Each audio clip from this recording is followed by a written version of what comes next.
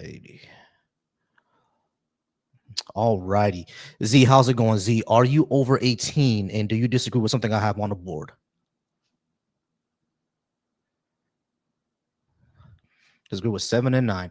All right, cool. Let me know why we should keep the prison industry that we have right now that doesn't work.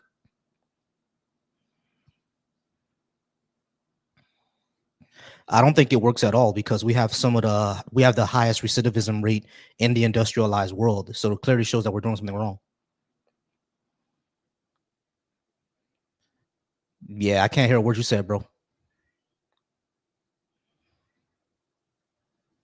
Yeah, we have a mental health crisis going on right now. I do agree with that, but that shows that what we're doing right now with the prison industry is not working because it's contributing to the mental health crisis.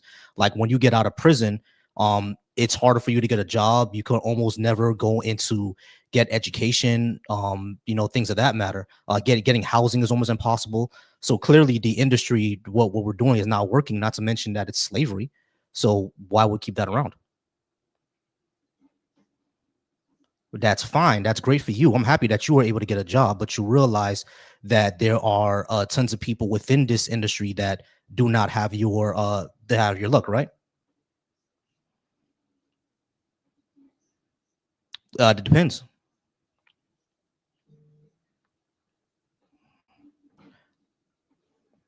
So now robbery, no, you shouldn't stay in jail if you rob somebody. Oh, you mean like a just a cold blooded murder? Yeah, if it's cold blooded murder, then I don't think anybody would object to that person being in jail for life, right? But no one like in jail for life, or at least for a very long time. But two things about that: number one, no one just gets up and kills someone. Even people who have like ASPD, like unless they're a serial killer, like like a Bundy or someone like that, no one just gets up and kills someone, right? That doesn't happen. So there's a reason why that happened. We should figure that out. But even in those cases, like, yeah, keep them in jail for life, but that's not the majority of people who go to jail. The majority of people who go in jail are in jail on like drug crimes.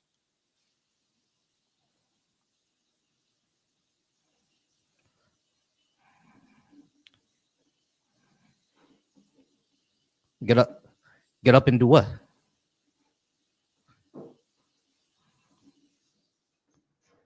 You're saying that there are people out there right now who would get up and shoot people for absolutely no reason, no rhyme or reason, just get up and murder them? All right, so what you're talking about is then a poverty crime. They're not killing them just to do it. They're killing them because they ain't got no money.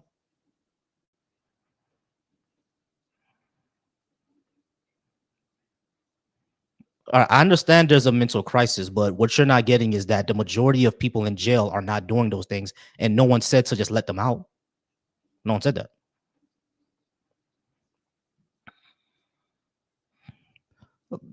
What do you mean taking them out? What do you mean by that?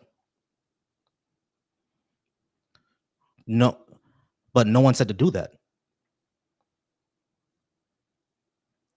I said industry. Who said not to have prisons anymore? I mean, you've been repeating it several times. Like you understand that a prison industry is not necessarily prisons, right? People still go to jail.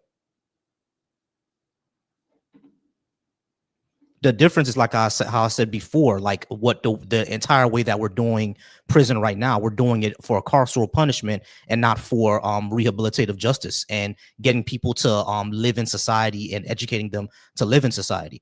Now, the way we do it now, we just throw them in there, have them live in like animals and shit conditions, and then we let them out, expecting them to just be all right. That doesn't work for the majority of them.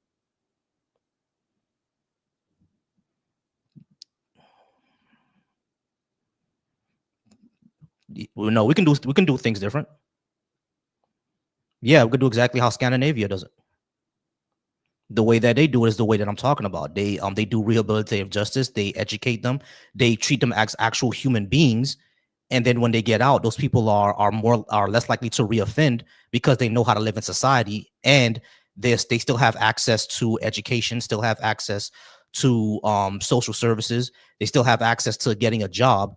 Them going to prison doesn't mess up their entire life. Like, for example, let's say a 17-year-old kid for some reason is impressionable. He breaks into a house. He gets charged as an adult, and he does 7 years in prison. When he wants to get out, he wants to go to school, but he can't. He wants to get a job, but no one wants to hire him. What do you think is going to happen to that kid? Yeah, exactly. So we should get rid of that.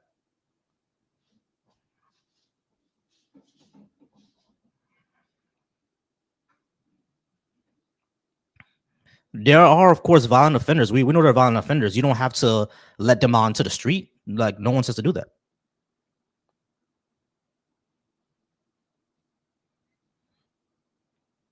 Yep.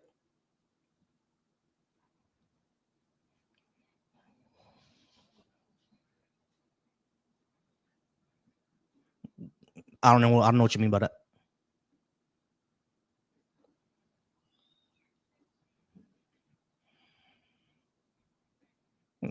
Nah, not a problem.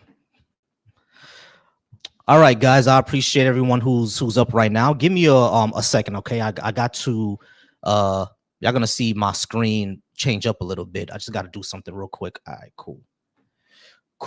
All right, guys. Go ahead and keep liking the live and keep sharing it. Keep liking the live, keep sharing it. I appreciate everybody who's here, everybody who's watching. If you're watching over on YouTube, I appreciate you. Watching me over on Facebook, I appreciate you. Not a lot of people do Facebook anymore, but if you're watching me from there, I do appreciate that.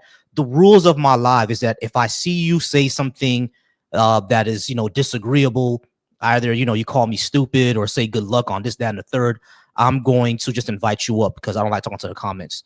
All right. Luckily, they can never force us to pay reparations. All right. Go ahead and come on up, Jeremy, because they actually have before. So I'm not sure what you mean by that. We actually have been forced to pay reparations before. So go ahead and come on up and tell me what you mean by that. All right. And if anybody else would like to come up, everybody else would like to discuss, go ahead and come on up. The link is in the description. If you are watching me from either Facebook or on YouTube, I'm going to go ahead and put the link on my YouTube right now as well.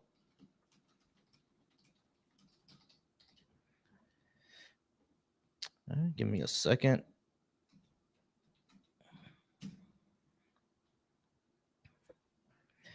No, it actually wouldn't bankrupt America. There are plenty other ways to do reparations. Go ahead, come on up, Rick, and we can go ahead and talk about it. Like I said, y'all, if you say something that I think where you disagree with me, I'm just gonna go ahead and invite you up. All of these mess with the bottom lines and the majority of millionaires. Yeah, they do, Lucky. They do. So yeah.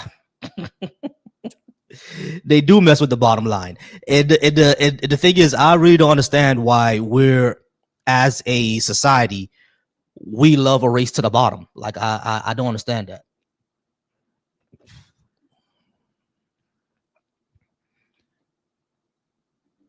Yeah, I know about the New Deal. What about it? All right, cool. I'm good on the screen. All right, guys. Like I said, keep liking the live, keep sharing, keep liking the live, keep sharing.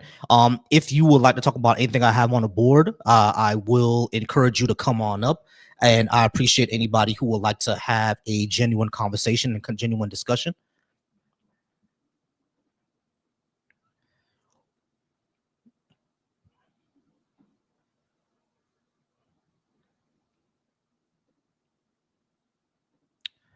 Lancelot, I'm not sure what you're talking about. So, and I don't like talking to comments, so you're gonna have to come on up for you to give me more information, because TikTok is gonna cut you off anyway. So you may have to come up to give me more information on what you're talking about, because I'm not sure what you mean.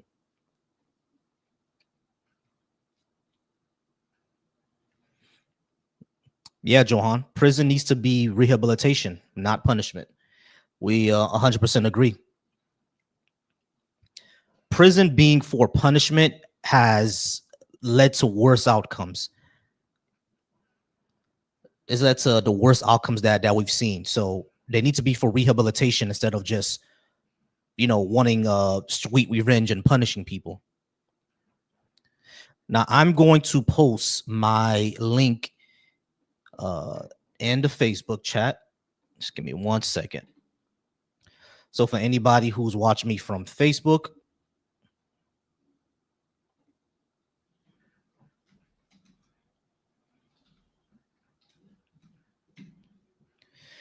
all right, cool. So anybody watching me from Facebook can go ahead and come on up. And anyone who is watching me from YouTube can also come on up. Have I read Capital? Talking about Das Kapital or another Capital? Twin went 9 for 9. That's hilarious. Are you talking about another Capital? Because I can't read your username, whatever that username is. I'm not sure what it is. Which Capital? Are you talking about the one that Marx wrote? Because I don't remember anything from Das Kapital. Yeah, I've read it. Yeah, I don't remember everything inside of it, but I read it. It's been a while since I've read Capital, as a matter of fact. Where is it? I need to check my library. I'm not sure if I even have that book anymore, because when I was moving, there was a lot of books that I couldn't find, because I know I had Wealth of Nations and I know I had Art of War, but when I started to move, for some reason I was missing those. So I got to check if I had Capital still.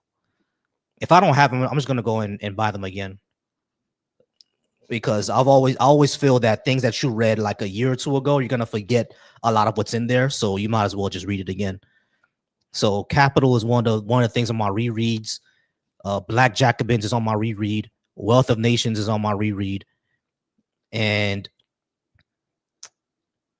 someone came out with a book just the other day. I got to read those as well. All right, guys. Like the live and share, like the live and share it. I am waiting for another guest. All right, Angie, go ahead and come on up, Angie.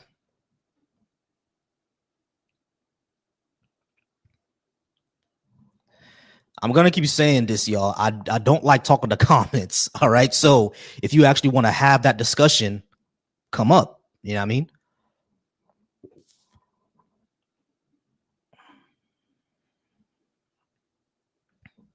I like fiction. You know, I like fiction. Like the last fiction I read was an African fantasy. What was it called? Children of Blood and Bone. Children of Blood and Bone is actually a really good one. That's an Afrocentric fantasy. It's based in a fantasized version of Africa, where the Orishas are actual real magic beings. You know what I mean?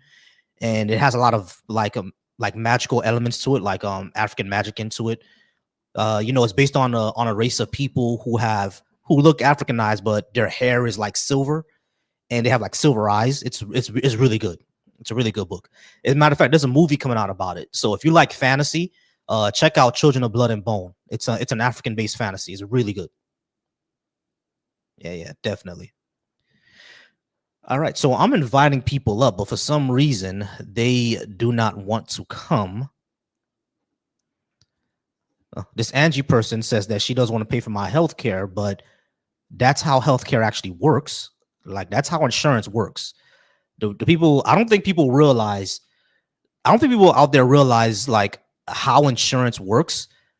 The moment you get insurance, you're paying for somebody else. Like, that's literally how it works. So when people say I don't want to pay for this, you're already doing that. What are we talking about? The only difference between what is it now and what I want to advocate for is the fact that everybody can access it. There's no paywall. You know what I mean? Because all we have now is a paywall. You either have to have a job, or you either have to be working, or you gotta buy it on the market on your own. And what I'm saying is that causes a paywall. You know what I mean? Because without people who are poor, like Medicaid depends on your state. Just because you're poor doesn't mean you're gonna get on Medicaid. So it's I just don't believe in having a paywall to for someone to have access to healthcare.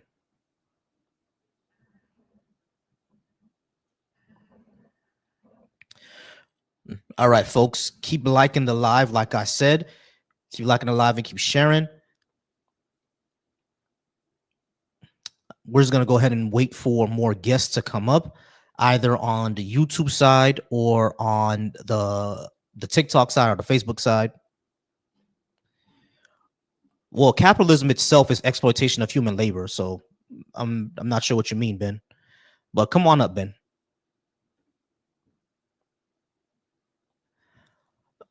Again, like anyone who asks me questions or is disagreeable, I'm gonna invite you up because I actually want to talk.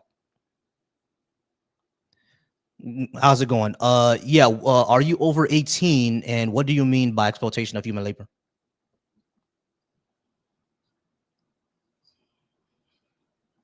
Hmm. No, it's not. You're still gonna get paid. No, when I say about paywall, I'm talking about the access to it. Meaning that just because someone is homeless or poor, doesn't mean that they can't pay for it to go see to the doctor. They'll be able to go see them regardless. Hmm. No, the doctors are still gonna get paid. Like, how do you think the tax system? How do you think doctors in France get paid? I know we're talking about the U.S. I'm talking about the universal healthcare system. You're still going to get paid because every single industry that has a universal system, the doctors and the nurses and everyone who works in the health system still gets paid. Like doctors don't work for free in Switzerland, so everyone still gets paid. Yeah, you still got to. Yeah, everybody pays taxes. Everyone. There isn't a pay. We're all taxpayers necessarily, unless you're homeless. Unless you're homeless. Yeah, no, if just because they can't afford it mean that they're not employed, their employers may not offer it.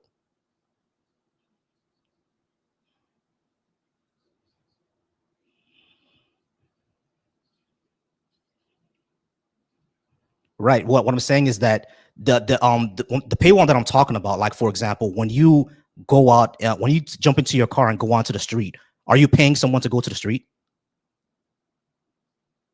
When you're jumping into your car to go to work and you jump onto the street, are you paying someone to get onto the street?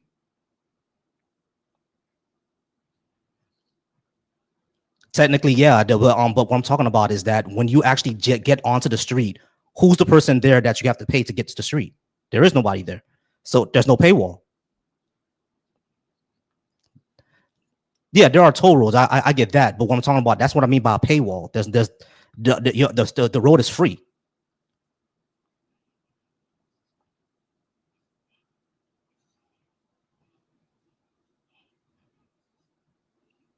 Yeah, it is how the roads get built. Yeah, there's road maintenance. There is road maintenance. Yeah, all the time, or at least whenever our politicians want to pass the bills for it. Yeah, our infrastructure sucks. I agree. Yeah. So that's exactly what I'm talking about. I'm talking about everyone could have access to it because we're all paying into the system.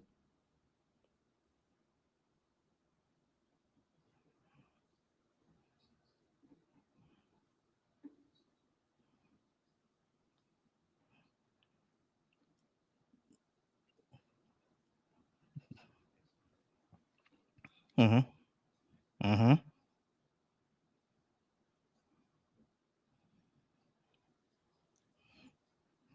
Right. Now that doesn't happen every single time. Things are going to get maintained. Yeah, of course. I understand that. Like those things kind of operate differently. But what I'm talking about is that at the point of service, you don't pay anything.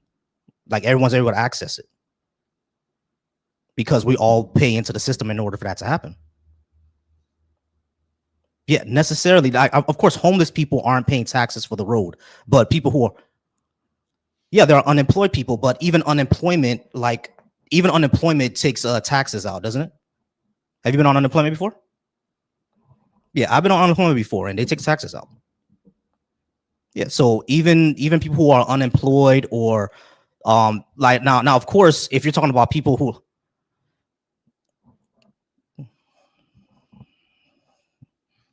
mhm, Hmm. No, I'm not sure what you mean. Yeah, yeah, no. Can you repeat that up? Because I didn't catch that. I'm not sure what you mean.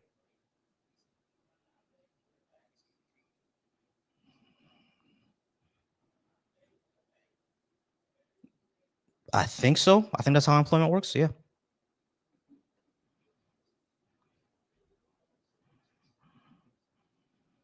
Yeah, all of us, bro. Like we're all paying. That's what I'm saying. Like the majority of people in America do some sort of job where they're gonna have to pay taxes. Like that's the vast majority of people in America. Like of course there are homeless people. There are people who are below the threshold. But unless you're making $10,000 a year, you're gonna be paying taxes.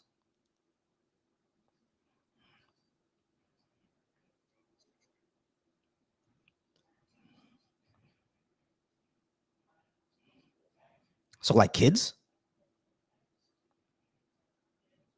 there are adults who don't have jobs, but there's barely an adults here who have never worked a day in their life unless they're disabled. Yeah, and disabled people automatically get Medicare anyway.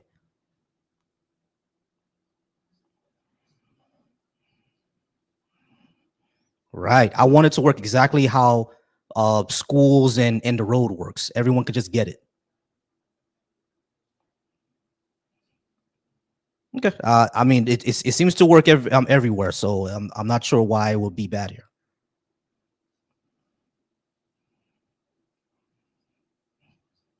That's even more reason why we should do it for everybody to access it. Because yeah, I agree with you. We are leading. I'm sorry. I'm sorry. What you said? Yeah. I'm not. When you say like all that happens because of, well, I don't. Mm-hmm. No, a lot of that is because we just have smart people. It's not necessarily. I don't think it's necessarily. I don't think it's necessarily that. It's the profit motive. It's just that since we're such a wealthy country, we can afford to have people come here to innovate and stuff like that. Yeah, yeah, which costs money. Yeah, all this costs money. Hold on. Um, what I was saying is like, yeah, all that costs money, right? Let me just preference this real quick. All right, y'all. If does everyone see this? How it says 15 minutes each guest. So remember that 15 minutes each guest. I'm gonna get to you guys. All right, I'm gonna get to you guys. So just give me a second. But yeah, it does cost money and it like there is research and development and everything like that. But like when people innovate, it's not necessarily because of the profit motive. Like that's not the parent of innovation. No, the mother of invention is a necessity, not money.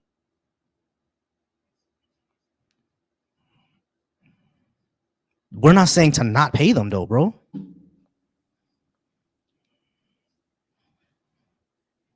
I'm not looking to reduce their ratios.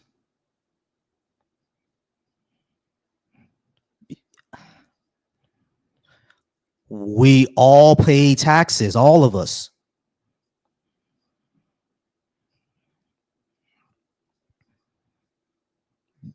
Yeah, not necessarily. Not necessarily because yeah, I know the money has to come from somewhere. What I'm saying is that America already spends billions of dollars on healthcare already. It's already been shown that if we go to a universal system, we would save over time.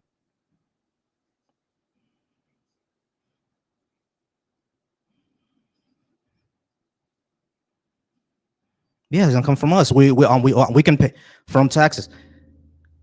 The yes, it right. It increases our taxes, but it's not the burden is not going to necessarily be on us if we actually hold on.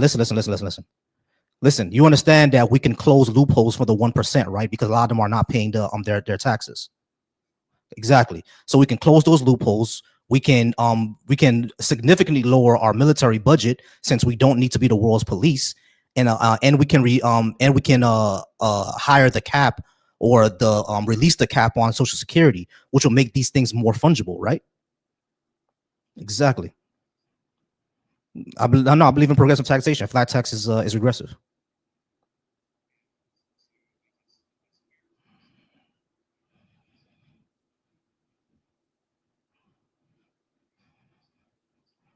Rich people don't necessarily do any of that. They just no, they don't. Not every rich person is the ones making a company. You think every rich person is created a Chase Bank? No, bro. A lot of rich people are just invested into it.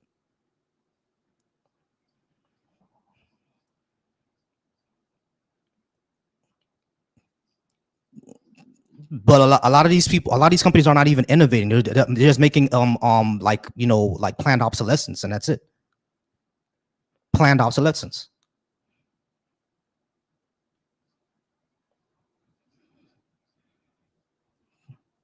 Yeah, it's so what. Yeah, people. Yeah, no, I understand all that, bro. I'm not saying that. We just. Well, actually, we should significantly reduce all these companies. A lot of them are just monopolies, especially BlackRock, right? But like, we should break up a lot of these tech firms and stuff like that. Like, that's something that we can do, which is something that actually costs a lot of money. But what I'm saying is that, yeah, I do believe in progressive taxation, but you're not paying 60% or 45% on your entire income, right? That's not really how that works.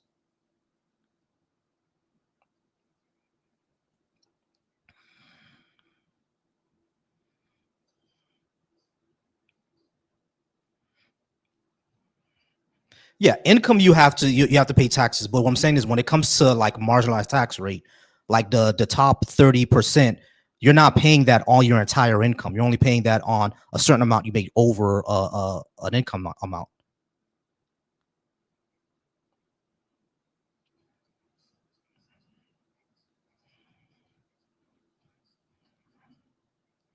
Yeah, and I think we should tax the assets because they borrow against it, right?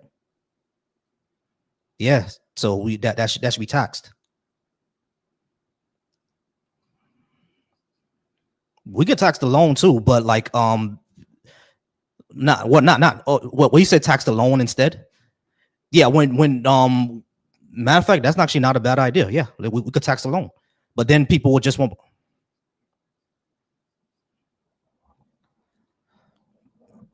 what, but theirs does, like always. Yeah, that's why they diversify their portfolios, right? So, because some of them are gonna appreciate, like their houses.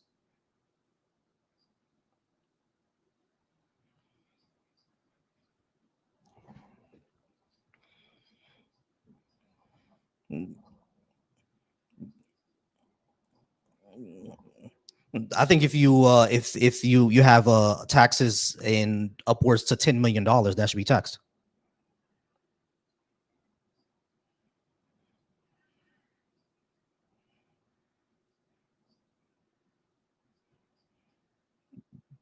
Yeah, you pay taxes till you die. Death and taxes. That's the guarantee. I'm not sure what you're asking.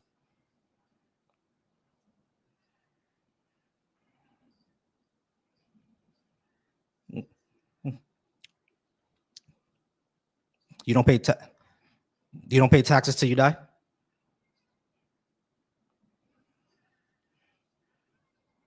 Hmm. You're gonna borrow against it.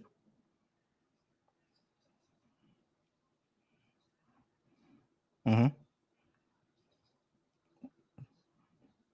Right. So how do you gonna how do you eat? How do you eat? Okay, so like when so so you're saying that if you acquire an asset and it's at $1 million, you're gonna continue to work until you die. Yeah, you're not gonna continue to work till you die, bro. Hmm. Hmm. Hmm.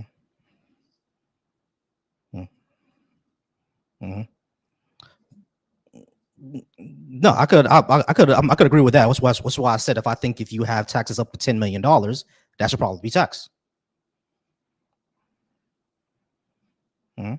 Yeah,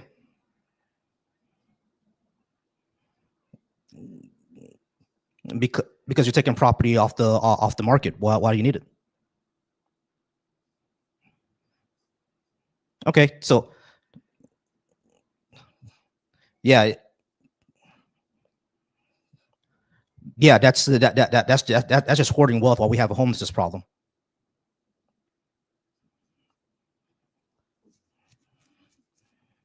I'm not exploring their labor. Someone who owns like massive amounts of properties are is causing shortages in the housing market. You're making society worse.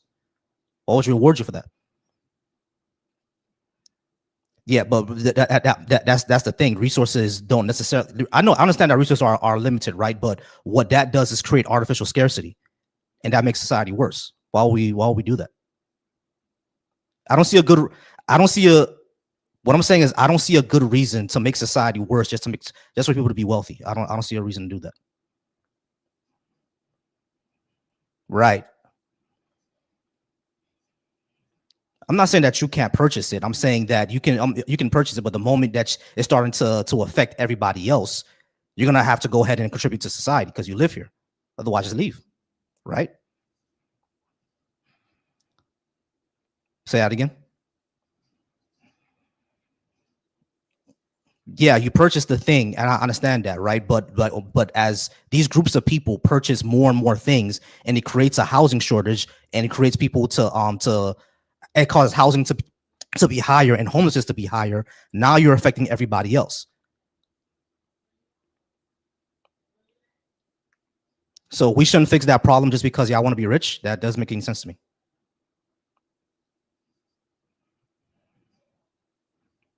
I'm not penalizing them for acquiring an asset that they work for. What I'm saying is that if these people are doing an action that causes society to be worse, why shouldn't we address that?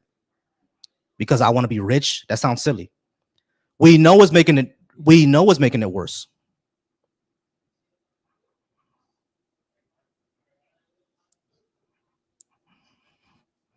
Right. That's all that is fine. I'm not talking about that. All that is fine. I'm talking about the action of acquiring a massive amount of properties in order to just sit there and build wealth while we have homelessness and scarcity of housing when it's artificial scarcity and we could have housing and we could have less homelessness.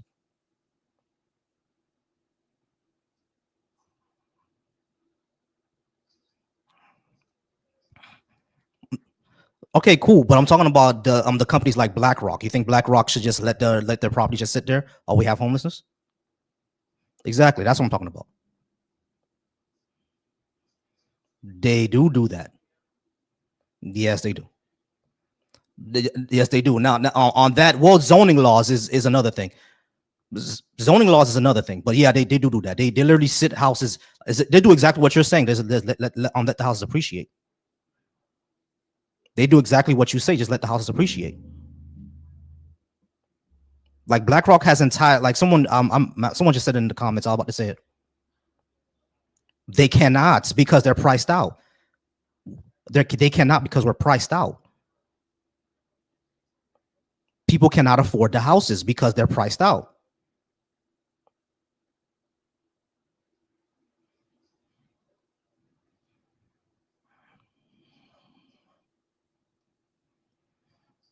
Right. What I'm saying is like what they can't turn it down if the appreciation is going to keep going up, just like how you said. But the second problem is that no one can afford to pay what they're asking anymore, or most people can't afford to pay what they're asking. That's a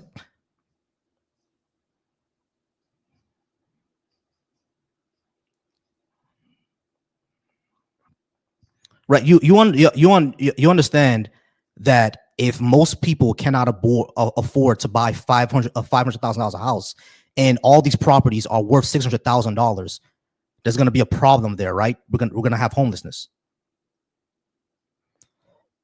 What are you talking about?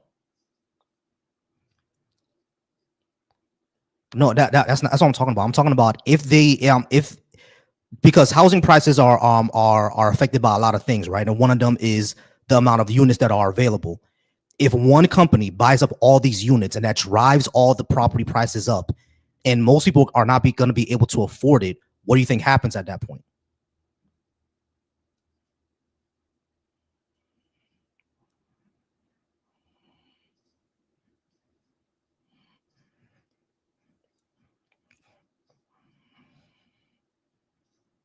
We're talking about middle income people as well, man. Not just we're not just talking about poor people here, bro. I'm talking about anybody.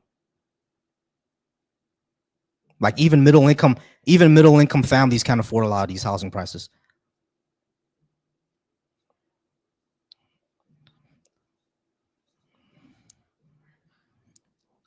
Just move is that doesn't work to just move.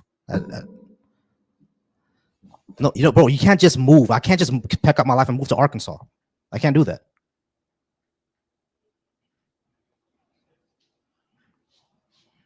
Yeah, exactly. That why you think how homelessness goes up? That's like you're explaining the problem. You're literally explaining the problem. People just can't get up and move, bro. That's how homelessness happens. If they have 500, $600,000, yes, of if they have 500, $600,000, yes, they can do it. I'm not talking about those type of people. I'm talking about even middle and working class income people. Working class people used to be able to buy a home, and they can't do that anymore. So once everything goes up, we're not gonna be able to afford it. It's because of housing prices and because of inflation and interest rates. Yeah, that's one of the big problems, though. Yeah, but that's one of the big problems.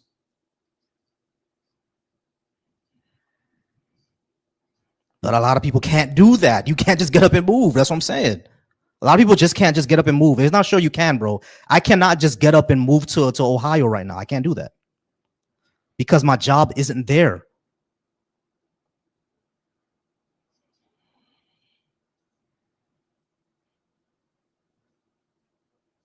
Mine is not like that. So I can't just get up and move. No, mine actually moved in the other direction. People have to go back to the office. My job is not like that. I can't get up and move. Not during COVID. I'm talking about now. Like it moved in the opposite direction. We're back in the office now. I'm in the insurance industry. Yeah. I can no. There are days where I'm allowed to work from home, but I can't. It's not remote anymore. We have to go to the office. Yeah, yeah, sure. Okay, cool. But like, I just can't pack up and leave. That's what I'm saying. I cannot. How you gonna tell me about my life? Yeah, I can't just get up and leave.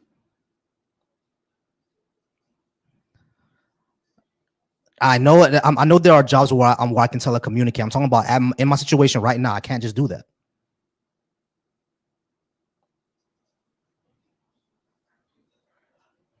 Right. So when is it gonna get to the point where we actually make lives easier for people instead of worrying about what the rich people say? Yeah, we were. You were just saying that they should keep those properties even though it's contributing to our lives being worse. Yeah.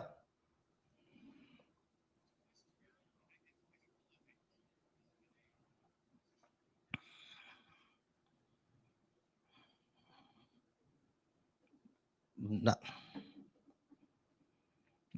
what job you talking about? Like menial labor jobs? Like what? Like dishwashing? Like you could barely survive off of that shit, bro. Like when I was unemployed for a while, I did Lyft and Uber. Like I could barely eat at the end of the day. Like these are not jobs that are gonna help you survive. My thing is why shouldn't we do policies that'll make lives easier for the average American? Why shouldn't we do that? How about we all eat the cost on it because we all live in a society and we all want each other to have a better life. They ain't gonna get harmed, bro. They ain't being harmed.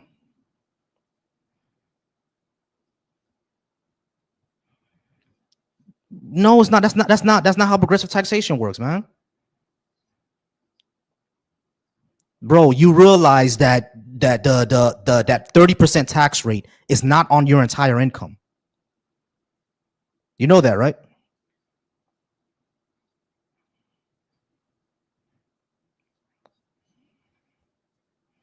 Yeah, but okay. So that 30% tax rate or that 25% tax rate is not on your entire income.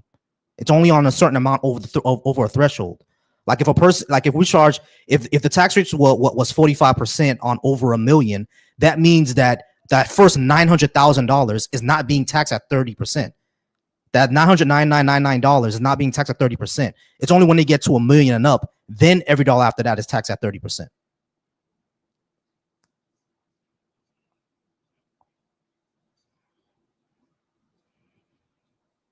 Mm-hmm.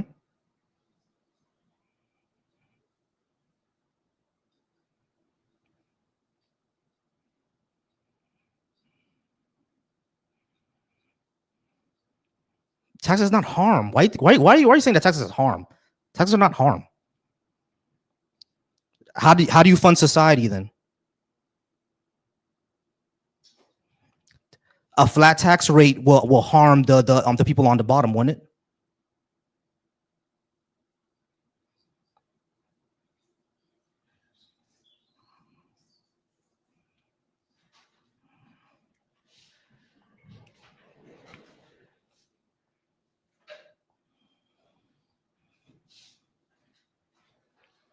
Because the value of the 24% on the 100,000 hurts a lot more than the value of the 24% on the million. No, no, it's not. It's not equality. That's not equality, bro. That no, it's not. That's not equality. That's not that's not equality.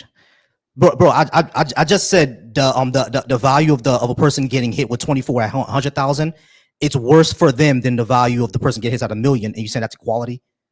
How's equality if it hurts more? The percentages is equal, but the value is not.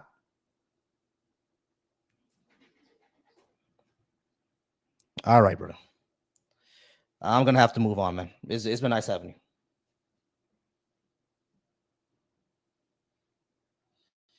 All right, guys, keep liking the live, keep sharing, keep liking the live, and keep sharing. I appreciate everybody being here. I appreciate all of you.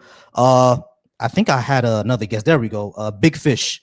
I'm gonna get to you, Doppy, in a moment. All right, Big Fish, how's it going? Are you over 18, and do you disagree with something I have on the board? All right, what do you disagree with and why?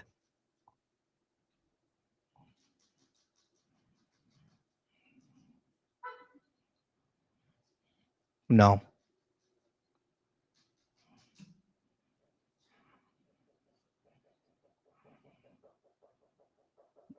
I don't know.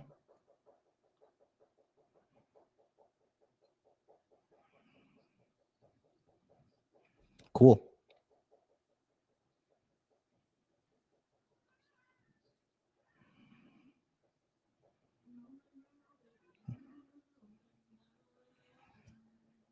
All right, you realize the 1% don't most of their money is not coming from income, right? It's like capital gains. No, no, it's not. Right, but you realize that most of their income or most of what they're living off of is not their income.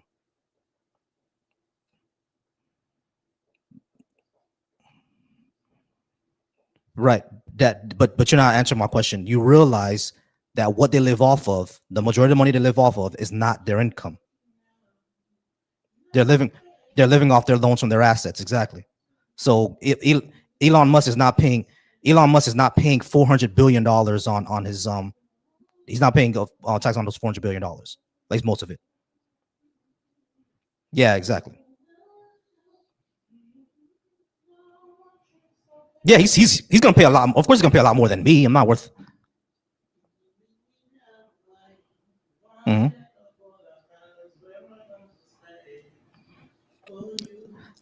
Yeah, of course, but could be. Yeah, of course, because they have a lot more money. So yeah,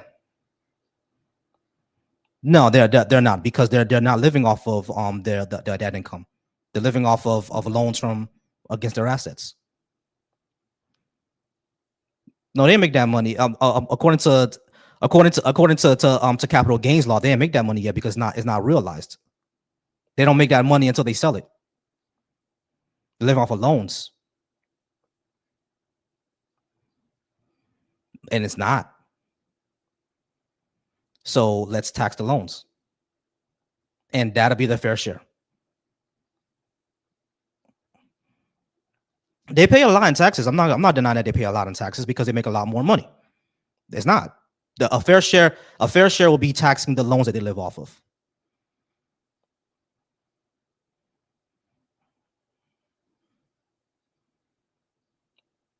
Why should we kiss the feet of the rich people? I'm not trying to demonize them constantly. What I'm trying to do is that the things that they do makes our society worse.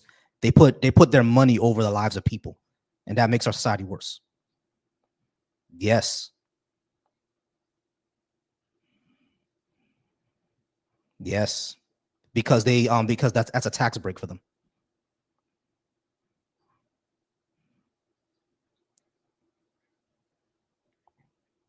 Yeah, it's a tax break.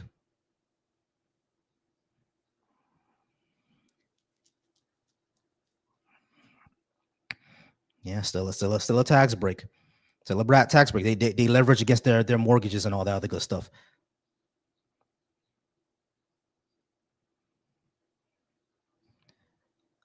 Why would it be inherently okay? Tell me why it's inherently dangerous. The bourgeoisie, yes.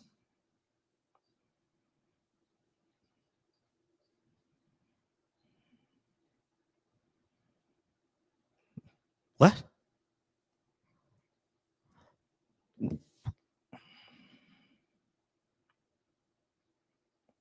Hmm? Oh yeah, you had the Russian Revolution. Sure. A lot.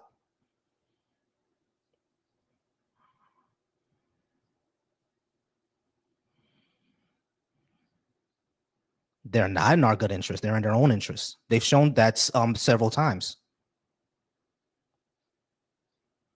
No one's saying to kill them. Yeah, so maybe the billionaire should do another action instead of the fucked up things they've been doing for years now. No, I don't think billionaires are good people. Okay, sure. Not all of them are bad. Now what? Yeah, sure, but that's not the majority of billionaires, are they, is it? That does matter. That does matter. No, like there are billionaires who are good people. Like for example, there was a billionaire who changed an entire neighborhood here in Orlando. I think it's called Tangelo Park, right? He invested his own money into the school system and the parental system down here in order to change an entire neighborhood, and that entire neighborhood was able to change because he invested his own money into it. That's what billionaires should be doing, but the vast majority of people are not doing that. I'm not saying we should control what other people do. I'm saying that they should contribute.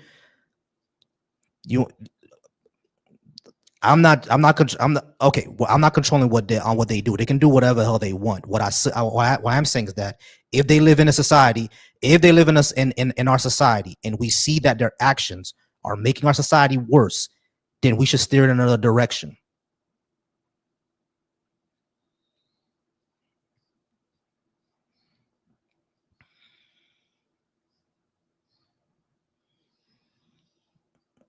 All right. Then we should get rid of. Well, yeah, we should get rid of that loophole.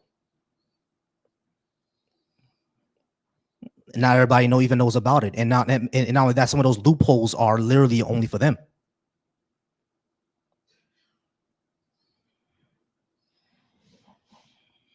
Which one?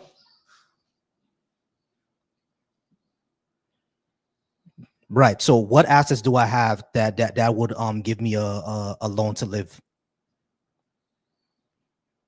I own a car. Yeah. Do you realize yeah, title loans are one of the predatory things that a lot of poor people do, that they lose their access to their car.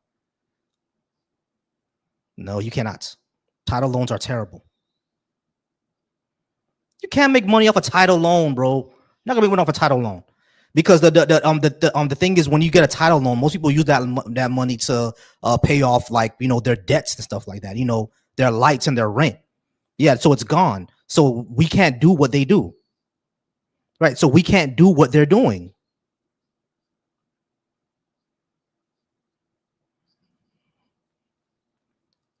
No one can what makes it. No, not everyone can make $600,000 a year. No, not everyone can do that. Yeah, if you make $600,000 a year, yeah, you can do some of those things. Yeah, sure.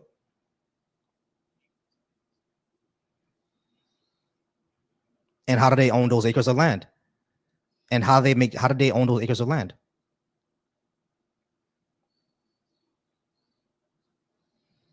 So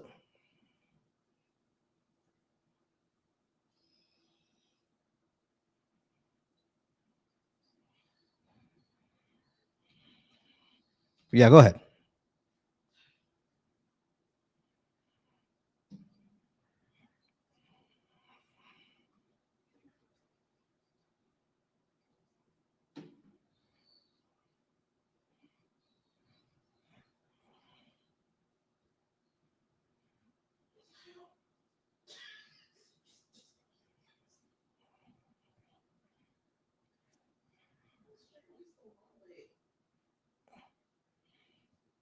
Okay, so those people who worked in those the people who worked in those factories, how many acres of land do they own? Because I know people who worked in factories. I don't own that shit. So what?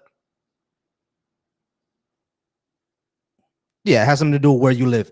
All right, so mhm. Okay, how do they? So they bought that land piece by piece. All right, cool. So like, oh and they own it in this country. All right, cool. So and they still make $70,000 a year. Okay, cool. And that land that they own, how much is it worth?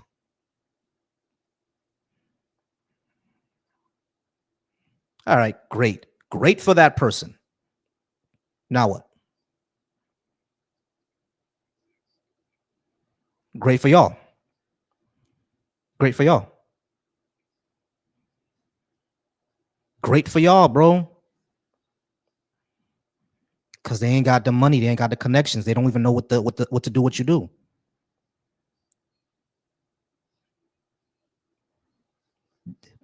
Yeah. So like, did how did they hold on, Ben? Yeah. I was gonna say, yeah. Do it actually did get lucky, because if that person wasn't willing to sell their land, they wouldn't be able to buy it, right? Like where? Mhm. And how much did they buy it for? How much? How much did you buy your land for?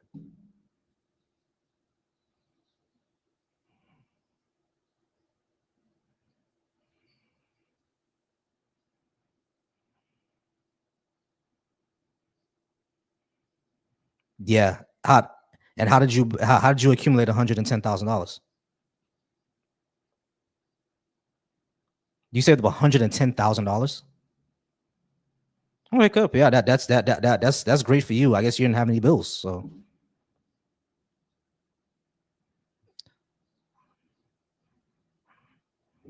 yeah, yeah. All right, cool. I'm cool. So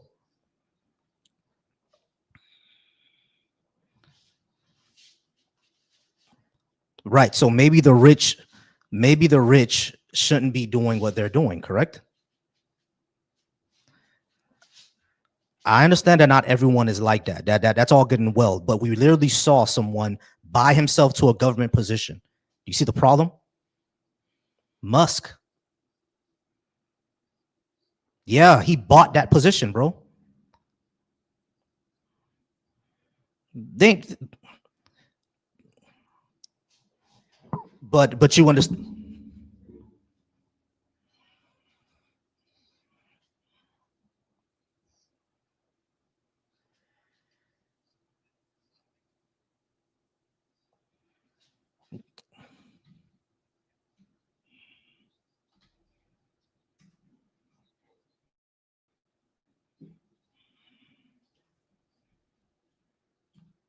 Wait, you actually follow the Doge clock, because you understand that.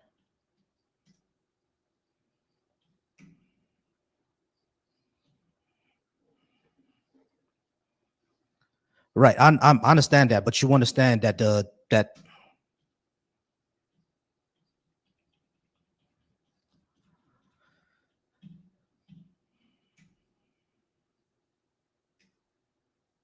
Right, I understand. But when I say that he bought that position, he basically he funded the Trump campaign, and then Trump put him into a position of power within the government. So he bought that position. Yes. The fact that he took away grants for cancer research. He took away a lot of scientific grants that weren't even part of the entire transgender thing. They just couldn't fucking read. They took no that was a fact. That was a fact. What did they bring in? Like what? What did they bring in? Yeah, and who controls that? Who controls that clock, bro?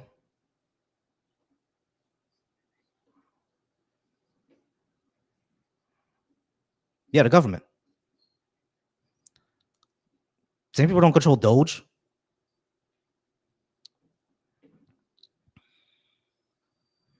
Can you give me a second? Can you give me a second?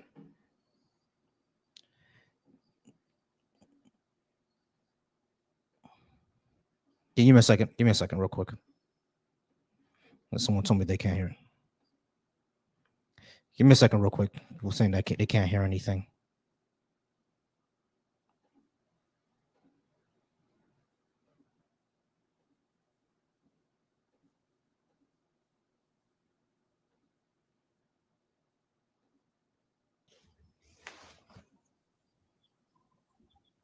Give me a second, real quick.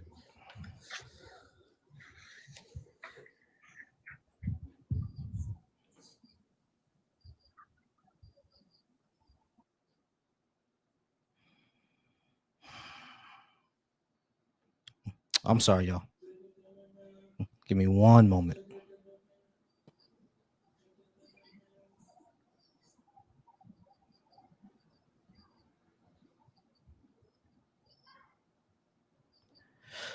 All right, over on YouTube, y'all let me know if y'all could hear everybody now. I'm gonna go ahead and keep going. All right, yeah. So when it comes to Doge, right? One of the all right, so we don't have to talk about Doge. We don't have to talk about Doge. But when we're talking about I forgot what we were talking about, like the rich people, right? You're saying not to demonize rich people, because not all rich people are bad. We can do the not all rich people all day, but the policies that a lot of these corporations advocate for, you realize that they do damage they do cause harm to American people, correct? How do they cause harm to the American people? For example, the fossil fuel industry. We have a climate crisis right now, and every single time we can pass legislation to do something about it, they lobby against it, and our politicians vote against it, and now we're in a crisis. Does that damage people? Well, that's a political issue. That's not it is a rich person issue, because not every rich person's in all the politics.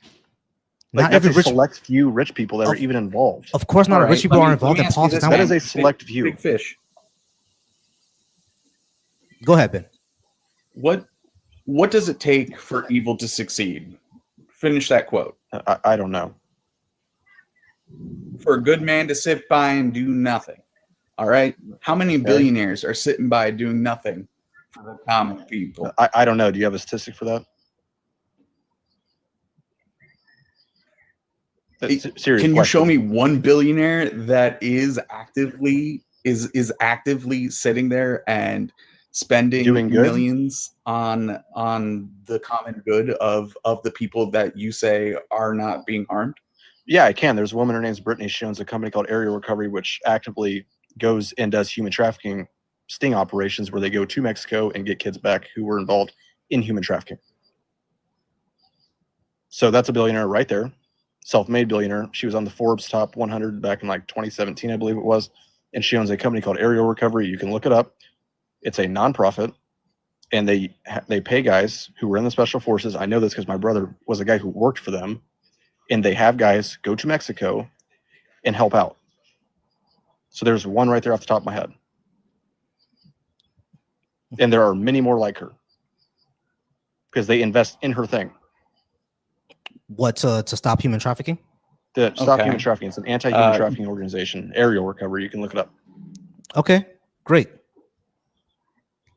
Good point there. That's Mexico. What about the people here? Well, no, that's not Mexico. They're getting people back that were trafficked from here to Mexico. All right. Here's the thing that I just want to point out. I understand that not every single rich person is a mustache twirling villain. Everyone understands that. Everyone knows that. That's not what we're talking about, bro. What we're talking about is corporations, and yes, some individuals who actually do harm to our society. Right, and I brought up the fossil fuel industry that has caused material damage to our society. And you're saying, oh, that's not every rich person. It's not the point. The point is the point is that there are billion-dollar corporations and individuals and people who do damage our society, and we need that to change.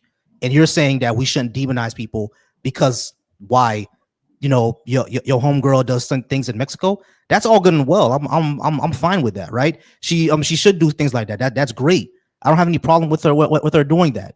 But we still have the sugar industry, the fast food industry, the fossil fuel industry, Elon Musk himself, Peter Thiel. You know what I mean? Pushing. We have people. Listen. Hold on. Listen. You still miss my point. We still have industries, billion-dollar industries and billion-dollar corporations who are actively causing harm to our society. Two of the individuals I'm talking about is Elon Musk and Peter Thiel. Peter Thiel wants to push dark enlightenment, which wants to enslave people again. They literally said this. So when we talk about billionaires damaging our society, that's what we're talking about, not your homie. Right. But you do understand that just because they're like that doesn't mean, once again, that they're all like Peter Thiel's a terrible guy. I can agree with our society. But not all billionaires. No. Who is running our society? The homegirl that's rescuing kids in Mexico, or Peter Thiel? They're aiding society. Yeah. I know that your homegirl is aiding society. Peter Thiel's not running society. That is a false. He's in the era of JD Vance, bro. Okay, but none of JD Vance's well, he hasn't made any policies. He can't make any policies as the vice president. But on top of that, you can't say that Vance is implementing policies of Thiel. Yeah, once again, not a Vance guy either. I think Vance and Thiel are in it together 100%. But at the same time, I have not seen anything that Trump has made a direct policy on. What do you think Project 2025 is? That's never even happened. I mean, Project 2025. The things in Project 2025 are step for step all the policies that Trump is doing right now. No, yes. They're not. I can sit back as somebody who doesn't get involved in the two-party system and say that, because I don't like Donald Trump at all. I mean, yes. I think he's bought out by Israel. He's literally admitted it. Really? So why would he, somebody who is a complete Zionist Semite, by the way, and that's being light, be involved with a foundation who is inherently anti-Semitic? In order to bring, because they're also evangelicals, in order to bring the second coming. Okay, he's not evangelical, and the second coming idea, that is a conspiracy theory. Yeah, I know. But what I'm saying is that most evangelicals are second coming people. So they want to accelerate it. Okay, but Project 2025 is like a list of like 9,000 different. Yeah, it's like 9,000 different things. Mm-hmm. Yeah, and the entirety of the book is like 9,000 different things. Do you think they're gonna get through all 9,000 in 4 years? They're 50% of the way there. No, they're not. 9,000 different. You're telling me 4,500 different things have already been implemented when half that book all has to go through Congress? No, it doesn't. That's the problem. It does actually. No, it does not. A lot of the things that the president can do himself, like firing a lot of the workforce and replacing a lot of those people with loyalists. Well, that's government. That's private sector jobs, but those are not private sector jobs. I'm talking about government jobs, federal jobs. Yeah, that's the private sector. Government Federal jobs or are not private sector. Working in CIA is not private sector. No, you work for the government. Exactly, the private. Okay, whatever. On top of that, there's not been 4,500 things implemented from Project 2025. That is completely a stupid statement. Bring it up if that's true. Look, it doesn't have to be 4,000 separate You said different half. things. That's a 9,000. I said, yeah, there are 9,000 things that you said, right, individually, but each policy, like for example, is not for example, like these things need to happen, but they're listed under one policy. That's what I'm saying. And once you implement that policy, that's how it goes. Okay, so then what are these? Okay, I'll give you 1,000. What are these 1,000 policies then that's been implemented? One of the things was replacing the FCC with a loyalist, which is what I want he's done. 20. Can you give me 20 things? Okay, one of the things is replacing the FCC, like replacing a lot of his cabinet with loyalists, which is what he's done. Every president does that. Every president does that. With Joe loyalists, Biden did it. Obama did it. No, not with loyalists. They do it with the How people many who are Republicans professional. run Joe Biden's cabinet?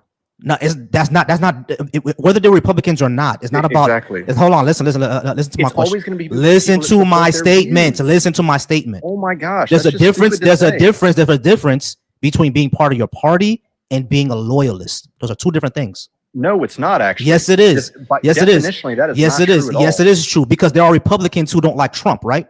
So, do you not think that if There I'm are a Republicans who Democrat don't like and Trump, my- right? If There are Republicans who do not like Trump, Trump, right? yeah, you can agree with that. Hold on. But at the same- Listen to my question. Is it yes or no? There are Republicans who do not like Trump. Is that right or wrong? Yes, but that has nothing to do with the So that's everything to do with my statement because they can be Republican. with mine. Hold on, listen. I said there's a difference between being part of a party and being a loyalist, and you said no.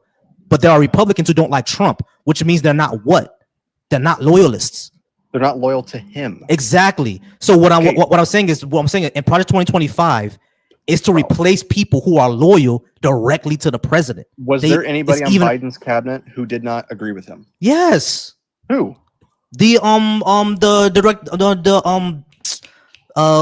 Secretary of Defense. You didn't agree with Biden. Lloyd Austin? Lloyd Austin and Joe Biden were best friends. What are you talking about? Yeah, but The Secretary of Defense was Lloyd Austin. They were literally best You buddies. can be best friends and still and disagree. still disagree. But he's loyal to Biden. He could still disagree. Lloyd Austin is loyal to Biden. He's not loyal to Biden, man. He's Yes, he was. He's loyal to the Constitution Joe because Biden literally picked him. because Do you know why Biden picked him? because if Joe Biden told Austin to go tell the military that we're not going to have diversity anymore, you think Joe Austin would do that? Yeah, he would. He wouldn't, bro. Because you his don't know loyalty is that not 'cause it didn't happen. his loyalty exactly. It didn't happen, but it did happen under Trump, didn't it? Hegsworth does whatever Trump says, bro. That's one area, but you want to know a good example? So who else is a part of Trump's cabinet who is now not a part of his cabinet? Because RFK and him butt heads about a lot of things. You mean the same guy that he was that he said that he was just on like last week talking about Tylenol causes autism? That RFK Jr. and him butt heads about things all the time. Like what? Yeah, let's see. They both don't align politically any way, shape, or form. RFK said this when he joined him. He said, we don't necessarily agree politically. Mm-hmm. So But- why would Trump pick him if he but- knows that he doesn't agree with him? Because our RFK endorsed them. Okay, you Because can endorse why somebody would but not you- agree with somebody. Why would you endorse somebody you don't agree with? Exactly. That's my point. What there was a lot of people who were Christ literally almighty. voting for exactly, but there was people that were voting for both sides who were saying, I'm just picking the lesser of two evils. So why would they do it? Yeah, so for Those are people that don't less harm. necessarily agree with them, but they're endorsing them. for less harm. Exactly, but they don't necessarily agree with the person. Do you see what I'm saying here? No, I definitely see what you're saying here, but RFK and That's Trump why, definitely that's why you align. put RFK in. RFK and Trump He's not a definitely loyalist to Trump by any means, though. That's stupid to say. he definitely is a loyalist to Trump. He's definitely a loyalist to Trump. If he's a loyalist, why do they disagree on so much? They don't disagree on a lot, bro. Yes, they do. RFK Like- said like it what? himself. RFK said it himself in an interview. We do not necessarily agree politically. Yeah, but He said this. RFK is He in even line. said- RFK Once again, RFK even said I could never be his vice president because my wife would probably divorce me. RFK is completely in line with part of 2025. Even though the things that he says completely contradicts it. No, it doesn't. It really does not. Like the things that are in Project 25 that are about health, RFK is doing, such as trying to blame autism on vaccines and shit. That's in Project 2025. Blaming autism on vaccines is in Project 2025. Yeah. That is retarded. So that's just statements are not in Project 2025. Jump in really quickly because I've been listening to this Pull it up. for quite some time. So Big Fish made a comment of something to the fact that there was 9,000 things in Project 25. There's actually a Project 2025 tracker. You can go online to Google right now, look at it. They had about 318 things that they wanted to get done. Oh, yeah. Sorry, no, I had to drop him because he said the R word, and yeah, they'll block me for that, so I had to drop him. Sorry, no slurs, please. That was probably smart. I think that that we're trying to have intelligent conversations with people that are aimed at misunderstanding us, and I know that we want to move forward and try to move our people, Americans, forward with us. But I think we have to stop trying to have conversations with people that are just aimed to misunderstand us. So for instance, even you asking him, you pointed out the loyalists and the people that are just in the party. That's two different things. Not only did Trump only put people that are loyalists to him in many seats, he also put people that are not even competent in the areas. The Secretary of Defense has zero experience in the job. RFK Jr., zero experience in the job. So yeah, previous presidents might have put people in seats, but previous presidents actually put people that were experts in their jobs in the seats, not just people that are.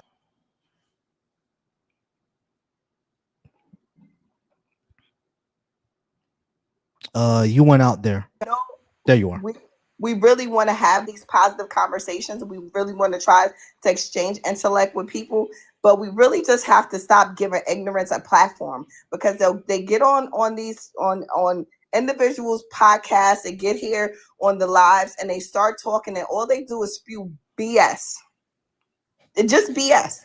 And because people don't have the ability to critically think or have the ability to go research or look up things, they'll listen to him say, there's 9,000 things in Project 2025. They haven't gotten, instead of actually taking account that you can go look up Project 2025. You can go check the tracker and see what they've gotten accomplished. You can, if you have any ability to critically think, you can understand that, oh, if they've done this to SNAP and WIC and this, then they've completed this section of 2025. You gotta stop. I know what you're trying to do, but you gotta stop platforming the ignorance. We have to. Just everybody, not just you, but as a whole, we have to stop platforming ignorance, because it's literally people choosing to be this stupid. And I just went ahead and checked as well. The total objectives in Project 2025 are 318. 318. So when he said 9,000, that was right. Just wrong. Exactly. And he's trying to argue. He wants you to give him 400 or something thousand. He said 9,000. Nobody else said there was 9,000. So now you are forced to match his ignorance. We gotta stop. No, definitely. I get it, but this is one of the reasons why I do it, just to expose that. My bad, Ben. I didn't get to you. Go ahead, Ben. Oh no, that's fine. I mean, I was listening back when he was saying that just take out loans. That'll solve all your problems, and it's not taxed. That is ridiculous. I used to work in the student loan debt collection industry. I stomached that for a year and a half before I was like, I can't do this, because I saw how much tax is crushing people. The vast majority of your payments don't even go to paying off your principal. It's all tax for like the first year and a half, 2 years of the loan. Same thing goes for your mortgage. Same thing goes for your car payment. Anytime you take on a loan, you're not just borrowing money without repercussions, which was wild for that man to even suggest. Yeah, exactly. And it's like he really said, if you own a car, just get a loan on that. That's a title loan. Title loans are some of the most predatory things ever. The interest rates on those loans are like 100 and something %. So you get a title loan for $6,000 and you got to pay back 12. It's like it's ridiculous. You know what I mean? And I definitely understand what y'all are saying, right? The young woman is here. I'm sorry, I don't know her name, but yeah, I definitely understand what y'all saying, and people in the comments. You know what I mean? Like how having these ignorant fools on here to talk on these things, it kind of legitimizes them. One of the main reasons I do that, one of the main reasons I do this is because I want to see people. I want people to see something.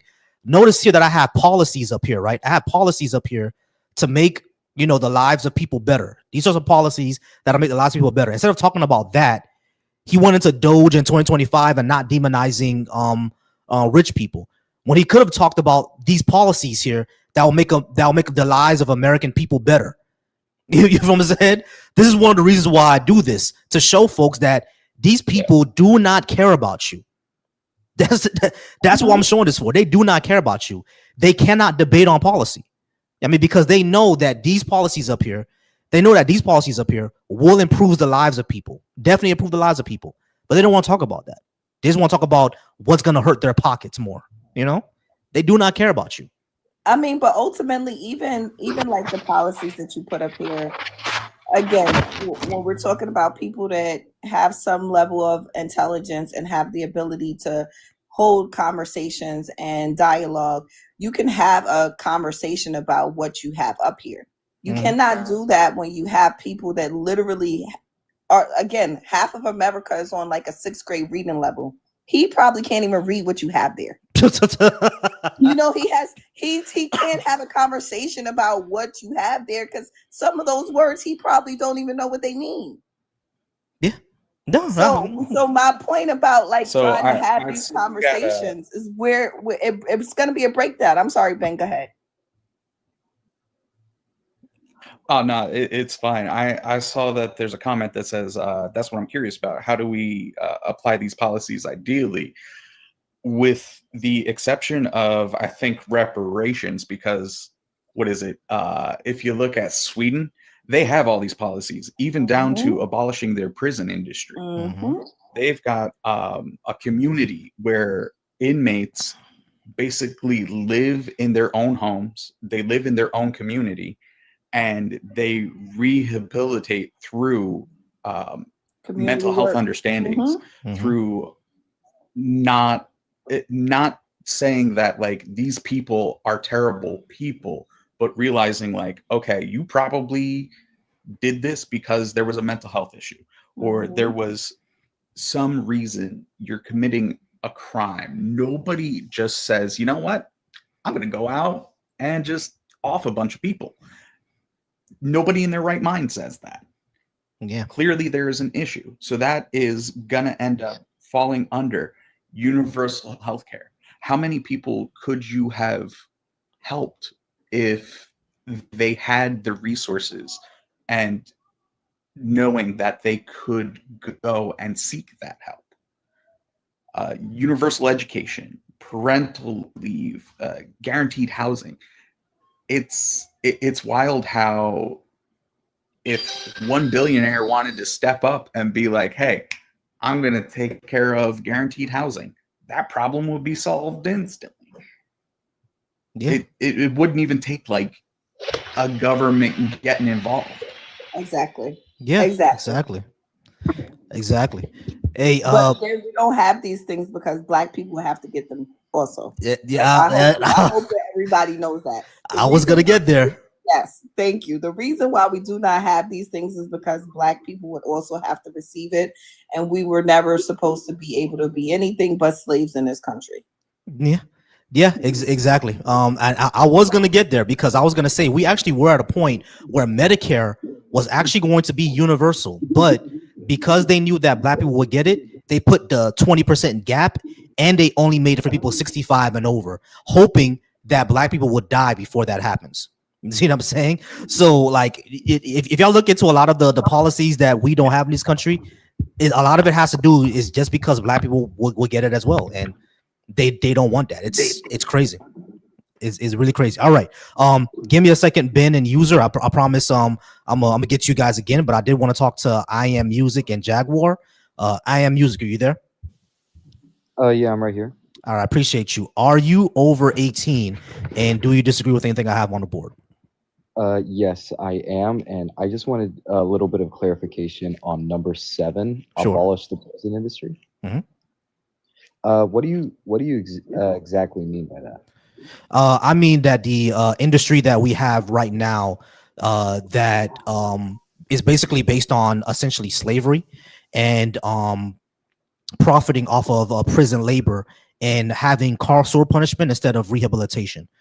We should get rid of that industry and focus more on rehabilitating people and not profiting off of their labor essentially. No, I thought you meant something else. Yeah, and in that case, I agree with everything you say. Okay, cool. Based. Hey, I appreciate you being up. Of course. All righty. Ben, you might not drop you for a second. I just didn't want it to be too cluttered. All right, but I promise I'll bring you back up if you want to come up. Oh yeah, go for it, man. Go for it. All right, not a problem. Appreciate you, man. All righty.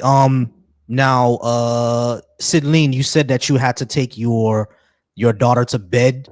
Give me 1 second. All right, I'll go ahead and get to you. Jaguar, are you there?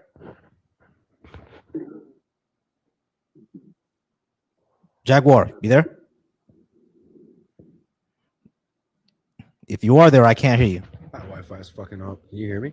Oh, there it is. Now I can hear you. Yeah. All right, fucking- Jaguar, my how's it Wi-Fi's going? fucking up. All good. How's it going? You over 18, and do you disagree with anything I have on the board? 46. No, you just hit up on that. The reason we're not getting it is because of black people existing, and motherfuckers, poor people, gotta stop voting fucking for the bad guys. Yeah. Actually, I can't say none of that actually because they're both fucking hideously evil Correct. on both sides. Yeah, it really is. Insidious. Yeah, it really is. We're not getting shit in the country. So the billionaires and the lobbyists and the corporations all go somewhere else. Definitely. All right, Jaguar, it does seem that we agree, so I'm gonna go ahead and move on, but I do appreciate you being up. All right, Based. Appreciate you guys. All right, bro. Sideline, was that your name? Yeah, Sideline. There we go. Now you said you were putting your daughter to bed. No problem. If you need a few more seconds, I can give you that. Sideline, how's it going? You over 18, and do you disagree with something I have on the board? Yes, I'm over 18. You probably just heard my daughter, so give me like 2 more minutes. Yeah, not a problem. I'll be back. I'll unmute when I'm back. Not a problem. All right, guys. While he's doing that, I do appreciate everybody who's watching. I do appreciate the people who are watching me over on Facebook and on YouTube. Greg, what up? I appreciate you being up here, Greg. Johnson Titles, I appreciate you being up. Mike Zoe, I appreciate you being here. Latanya and Bronx, I do hope that the audio issue that was happening for you guys not to hear the guest got fixed. I did open up my YouTube and I was able to hear them while they were talking. So I hope that got fixed. I'm going to go ahead and put up a new gift goal. You guys, I'm going to go ahead and put up a new gift goal. Oh, this one's a cat. I like cats. I'll put that one up. Yeah, I'm a cat person. I like cats. They're just easier to deal with. Now that doesn't mean that dogs are bad. I like dogs too. You know, dogs are loyal. Dogs are beautiful. I like dogs, but I just like cats better. They're just easier for me to deal with. And not only that, cats choose you. You know what I mean? You know if cats don't fuck with you, they don't fuck with you. That's why I like cats.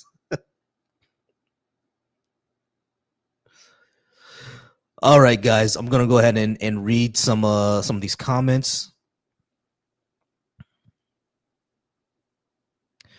All right, Blue Stage. I'm not sure if you disagree with me or not because I can't scroll all the way up. But if you would like to come up on the stage, Blue Stage, and we could discuss reparations, we could definitely go ahead and go ahead and talk about it. It seems like you do disagree with me. So Blue Stage, I'm gonna go ahead and invite you up, Blue Stage, and then we can have that discussion while we're waiting for Sideline, because I do know putting kids to bed does take some time. So Blue Stage, go ahead and come up on the stage and we can speak about reparations if you like.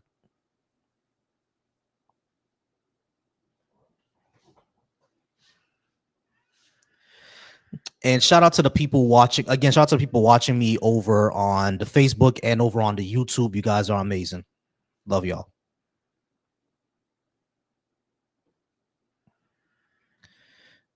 All right, and Talk Proc, go ahead and come on up as well. I'm inviting Talk Proc, and I invited Blue Stage. Now, don't get Church Mouse now. Hey, I appreciate y'all helping me reach my goal, y'all. I appreciate y'all helping me reach my goal. Again, be sure to join.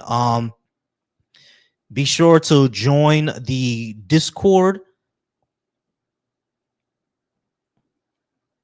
where we can talk about these things more. Also, subscribe to my new YouTube channel, Nuance in Black. And Nuance in Black, we are talking about issues that concern the Black community. Sideline, are you back? Oh, Sideline's not back yet. All right, y'all. We're just waiting for a Sideline to come back, and once he comes back, we're gonna go ahead and continue the discussion. If Blue Stage is there in the comments, you could go ahead and come on up. Blue Stage, I already invited you, so we can talk about this.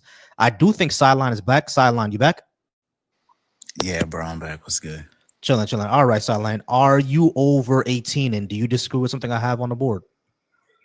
Yes, I am over 18. I also wanted to say first, I appreciate you for not blocking me, because I be having my kids and then I don't accept coming up on people's TikToks, and then they block me from my life. Nah, I don't do that, man. We got lives, we got kids. You gotta put them away. Gotta put them away. All good and well. Yeah, I appreciate that. Ooh, I think he got a call. Oh, there we go. No, sorry. Yeah, I'm turning on my brightness. You're good. I guess I don't. When I say I don't, I guess when I say I agree and I disagree, I don't disagree with these things making society better. Mm-hmm. But my comment was in relation to when they were, I don't know who it was, they're talking about Sweden implementation there. Mm-hmm. And that's what I hear a lot. Sometimes, things that Canada has, other countries. Most countries don't even have the population that we have as the United States, let alone the history. So my question is always sort of in return, how do we actually implement these things versus them just being ideas that would make, situations better? Every time someone asks that, right, I just find it funny, and I'm not even sure how to answer it because it sounds, not to be rude, it sounds silly offhand. Because we're not a homogenous country, right? We have a very diverse population, but so what? All we have to do is pass a bill, universal healthcare or a public option now exists, and that'll be it. Us being diverse doesn't really stop anything. So whenever someone says that, I kind of want to have more details onto what exactly does that mean. Like, we're not as sure, we have 300 million people, but we do have comparable countries of like 100 million or 150 million and comparable diverse populations like those that exist in France and Canada that do have these policies. So it's always like, we have like Japan is 150 million people. They have universal healthcare. So obviously having over 100 million people in the country, you can have it. France and Canada are about as diverse as we are. So, obviously having a diverse population, you can still do some of these policies. So it's always like, I always want to ask people, or what since you're the one who brought it up, like what do y'all mean when it comes to our population? How would what would be the difficulty that you see in your opinion? Well, I would say to the countries that you brought up, if you want to bring up, we have the third largest population, and the only countries that have a larger population than us are the countries that have over 1 billion people. Mm-hmm. So if you take out those outliers, we have the largest population on the planet. Mm-hmm. So comparing us to any other country, just from a population standpoint, and if you bring up Canada has less people and less GDP than California in and of itself. So I think you can see these things getting passed at a state level, whether it's in your favor or not in your favor, but countrywide, that's what you don't see. So you can see things getting passed similar to some of the stuff you see on your list at a state level here in the United States, which are more comparable to pretty much most of the other countries in the world. But at a nationwide level, I don't see us being able to find a way to get these things passed. Okay. That's my point of bringing that up. Okay. But when, the other countries that have more population than us are India and China, right? India, I'm not sure about them, but China does have some form of everything that I have on the board there, and they're at 1 billion people. So if they can do it, what's the issue over here? we don't we don't have the political. We're not a communist country or socialist country. We don't have the exact same setup as China. So in a country like that, where the voting isn't set up the same way, then you can get things more forcefully pushed through. Mm-hmm. But there are capitalist countries that have some version of what I have on the board here. Name a comparable capitalist country either by historical standards or by GDP standards. France. Where does France compare in GDP or historical standards to the United States of America? France is in the G7. They're one of the most powerful countries, economic and military countries on the planet, and they have a similar history of racism and slavery. What is France's GDP in comparison to the United States? What is France's GDP? I think they're at like 15 or 16 trillion, if I'm not mistaken. 15 or 16 trillion. If I'm not mistaken, I could be mistaken on that. Let me make sure.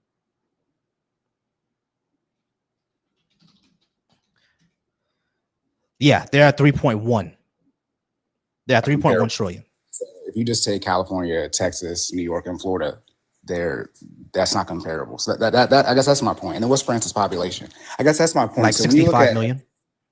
Okay, so when you look at a state like California, how many countries can compare to California? I would say a lot, and that's just one of our states. From a GDP population standpoint, one of our states, or you take Texas, Florida, New York, those are the four big ones. They are very comparable in GDP and population to other countries. Mm-hmm. And then when you have to extrapolate that to the other 49 states that we have and DC as well, that's what I'm saying. Right. So what? Right. But so what? So that goes to my point where I say at a state level, which isn't comparable to the country level. So when you're saying France can get it done, I'm like, oh yeah, California can get it done. Right. California, the one state that we have that's comparable to these other countries that you're saying can get it done. But when you come to a country level where you have places like in Alabama, places like Mississippi, who have pretty much as much say so as far as passing these things that you want, whether it's in your favor or against your favor, how are you going to get it passed? I know you're saying, so how do you get it done? Because the things on your list, they're not checked. I don't have everything memorized. Oh, so the issue is more political will than like what so you're saying that, like, let's say in Congress, right? Let's say in Congress we have 435 representatives in Congress and 100 in the Senate. In a universal health care bill, majority of the House and a majority of the Senate were to pass it. You're saying that it'll come up a problem where, majority of the House won't pass it or the majority of the Senate won't pass it. Is that what you're saying? That's what I'm asking. Implementation. How do you actually get the laws passed at a federal level? And what I'm saying is at a state level, you can get it passed, and you're seeing that at the state level. And when you bring up countries, they compare more to our larger states, California, Texas, Florida, New York, but they don't compare at all to us at a country level. Okay, so it seems that the issue you're saying is like political will, not the actual policy in of itself. Like Republicans will be against it. Yeah, and vice versa for what Republicans want. It doesn't matter what I'm saying, like what your list is, whether you're on the right or the left. Eventually, these ideas have to actually get passed, right? And not saying that they don't get created, because they can make whatever bills that they want. But how do you actually get them passed through the House, through the Senate, and then actually get signed off by the president? Okay, we need by the president get turned around. We need to move the Overton window. More people need to more of our society needs to actually support these policies, and the only way to do that is promote these policies and in a way that will actually help them live better lives than the BS that they've been fed this entire time. Bernie was already actually able to do that. You know what I'm saying? If you talk to a person right now in the middle of Nebraska, they wouldn't mind universal health care. Like the people that I'm getting on the stream, they're an outlier. Most people do not mind universal health care at this point, because when Bernie was up on the national stage, he explained how it would actually improve their lives, and more people are seeing that the healthcare industry is basically like a huge scam and affects people more often than not. So if we have if we live in a wealthy country, why couldn't we have the Medicare system that we already have be able to afford to everybody, instead of when you're 65 and they only pay 80%. That's one of the things that Bernie actually pointed out, and more people agreed with him. So the only way to the way to do this is, yes, through the political will, and we do that through what we're doing now, through discussions, through promotion, and through turning the tide, essentially. The same thing happened with LGBTQ marriages, right? Because before 2012, no one, like, gay marriage was something that could almost never happen. But through discussions and through promotion and through the sheer political will, more and more people came around to it until they passed in 2012. We can do the exact same thing when it comes to things like universal health care, universal education, parental leave. Parental leave is something that everybody wouldn't mind passing. You know what I mean? Giving new parents 90 days to spend with their new baby. Who's not going to pass that? Even Republicans are going to look crazy for not passing that. The only reason why it doesn't come up is because they have corporations that lobby against it. It's the only reason. But if a bill was to be created and say, parents can spend 90 days with their newborn baby, there's not a lot of people who are going to say we're going to be against that. You see what I'm saying? So it's all it takes is political will and education. I see why people get cut off. You made a lot of points. So I'm trying to sorry about that. No, you're good. No, you're good. It's your thing. I'm saying you made a lot of points I want to respond to. One, I would say, and forgive me if I do in the wrong order, I don't disagree with your point, how you brought up the LGBTQIA rights, but that was something that Obama got passed, right? When he was in office, he was elected president. But then when you bring up something like Bernie and how people agree with him, when he had the opportunity to be the Democratic nominee, he lost to Hillary. So even when you have people who can get a backing, they can't get in the position to actually get these things passed from a presidential standpoint. And then to your point, so the one of the questions I was going to ask you is, do you think it's easier to get things passed at the federal level or easier to get things passed at the state level? Well, yeah, it might be a little bit, it depends on the policy, right? Because here in Florida, none of this is passed. You're in Florida. Oh, I'm in Florida. Okay, sorry to cut you off. Great. So the great thing about you being in Florida is that you understand that Florida voted for this past election for abortion, and it went against Florida, where abortion is still, I don't want to say illegal, but it didn't get in favor of abortion being legal in Florida, in short, correct? Yeah, it was. And the main thing with that was that because in Florida you have to have a 60% to get it, and they only had like 57% or something like that. Yeah, it failed by a very slim margin. And so my thing is, in other states, I'm in Maryland, I'm looking at you guys saying, well, as a Florida resident, you guys need to vote at a state level to change that, because you guys did get enough votes, in my eyes, to get abortion passed legally. But in the state of Florida, you need 60%. Right, and that's on you guys. That's not on the rest of the country. Yeah, of course. And so my point is that is what I'm saying is, if at a state level, Florida can't even figure it out, how do we then extrapolate that to the rest of the states to come to a unison? Okay, so when it comes to a federal level, because at a state level you're just voting directly, right? But we don't have direct democracy when it comes to the federal level. When it comes to the federal level, your representative goes up there to vote on it. But I want to go back to something. Obama didn't pass gay marriage. That was legislated. That was not legislated. That was decided in the Supreme Court that laws that were against gay marriage were illegal because it broke the 14th Amendment, right? So it broke the Equal Protection Clause, basically. So Obama didn't pass it. It just happened under him. It could have happened under anybody. That's what I meant to say. I must have misspoke, but that's what I mean. I'm saying he was in office. Right. So it happened when he was in office, but the political will was there. I mean, there was political will there to take it all the way up to the Supreme Court, where they decided that the argument is that it's against the 14th Amendment. I'm gonna mute you real quick, bro. All right. So now when it comes to things like, abortion and stuff like that, it fell down here in Florida because, again, we have to vote for it directly. But on a federal level, we don't vote for it directly. You vote for it through representatives. And the only way to get these things passed, we have to get enough representatives in that actually support it, right? What's going on right now in America is that the pendulum swung to the right, and it swung all the way to the right. So there's not a lot of representatives that will support some of these measures. But as more and more people talk about it, more and more people promote it, more and more people get educated about it, you will get more and more representatives that support it, and the people will be behind them. That's what happened in 2008 as well. Got it. Okay, and I guess I don't disagree with you with that, but I guess this goes back to my implementation point when it comes to the Florida situation with abortion.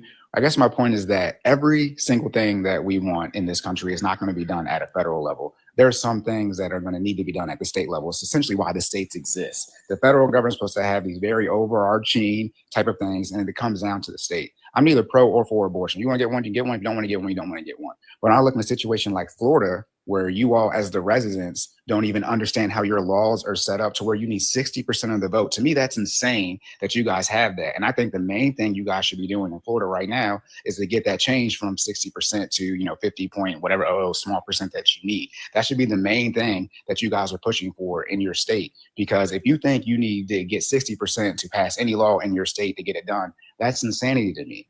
And so what I'm saying is, if even at a state level, certain states don't even have laws set up, why would I think when we try to get all these states together to agree to something at a federal level, that would even be implemented? And I guess that goes to my point, meaning in Florida, I was like, oh, abortion is going to be legalized. They got 57% of the vote. And they're like, oh, no, that's not the law. And I'm like, what do you mean that's not the law? And so that's a conversation for you guys to figure out at your state level, in which I have no say so on because I'm not a Florida resident. But then when you take any type of other situation on this list of 9 things you have, or the myriad of issues that we have with this country, when you get everyone's vote into the situation, how do you actually get something implemented? Because you could say in Florida, you guys could say that, oh no, we want 60% to get something passed, because that's how it is in our state. And I'm sitting here in Maryland saying, oh no, I want 50%, right? A simple majority, right? So our states disagree on passing certain laws, and we're just 2 states. So when we bring the other 48 in plus DC, how do we actually get something to actual situation that we can get to the point where, how do you even rank which one of these issues? Like, you have these 9 issues. I'm not saying they're ranked in a particular order. My assumption is they're not. But how would you even decide to actually rank these issues? I think one of the reasons that we can't get anything passed, whether right or left, is because people don't even agree on how to rank things from a priority standpoint. It's like the rule of 5 and 25 from a Warren Buffett standpoint. You make a list of 25 things, you don't order them, then you order them, and you only focus on the top 5. What is the number 1 issue in this country? And if people can't even agree on what the number 1 issue is, how can we expect it to get it through? And that's sort of my conversation there. So my point in this conversation about implementation, how do you actually get it passed? Right. But the thing is, how things work on a state level are not the same way how to work on a federal level.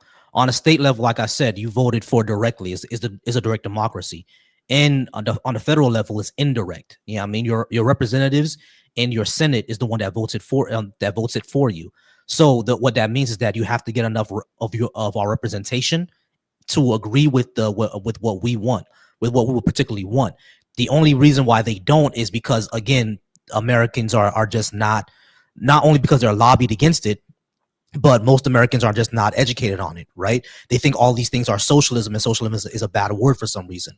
A lot of them are just not educated on it. However, if we do more of these, we do more of these discussions, we do more of this education, a lot of them will be able to support on it, and they will vote for representatives who will vote for these things. It's not going to be the same situation in Florida, because we don't vote for the policies directly. As a matter of fact, if it were the other way around, if it wasn't representatives voting for what we wanted, if we were able to vote for these things directly, you actually would see more of these policies come up. Because if you like, there is polls out there on how popular a lot of these policies are. Number 3 will pass tomorrow if we voted for it directly. The only reason why it doesn't is because, again, we live in a representative democracy. The representatives vote for us. We don't vote for it directly.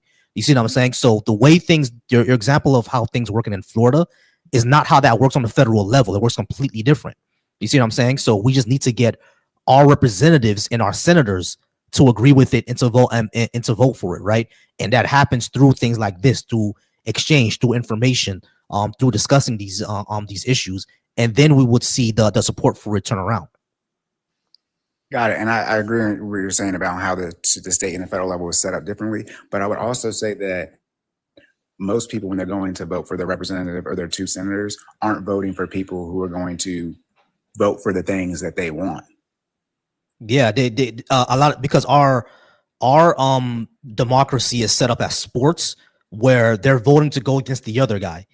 And that's a bad way to set up our society, which is why I actually value discussion and value equal exchange of ideas, even though I don't want to platform stupid people like my previous guest says. I get doing that because, like, I value the education that we can give out, right?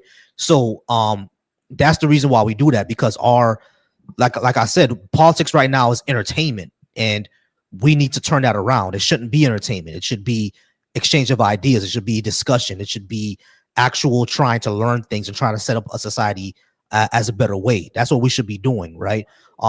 Unfortunately, the only way we can do that is that if the Overton window moves at a higher level. You know what I mean?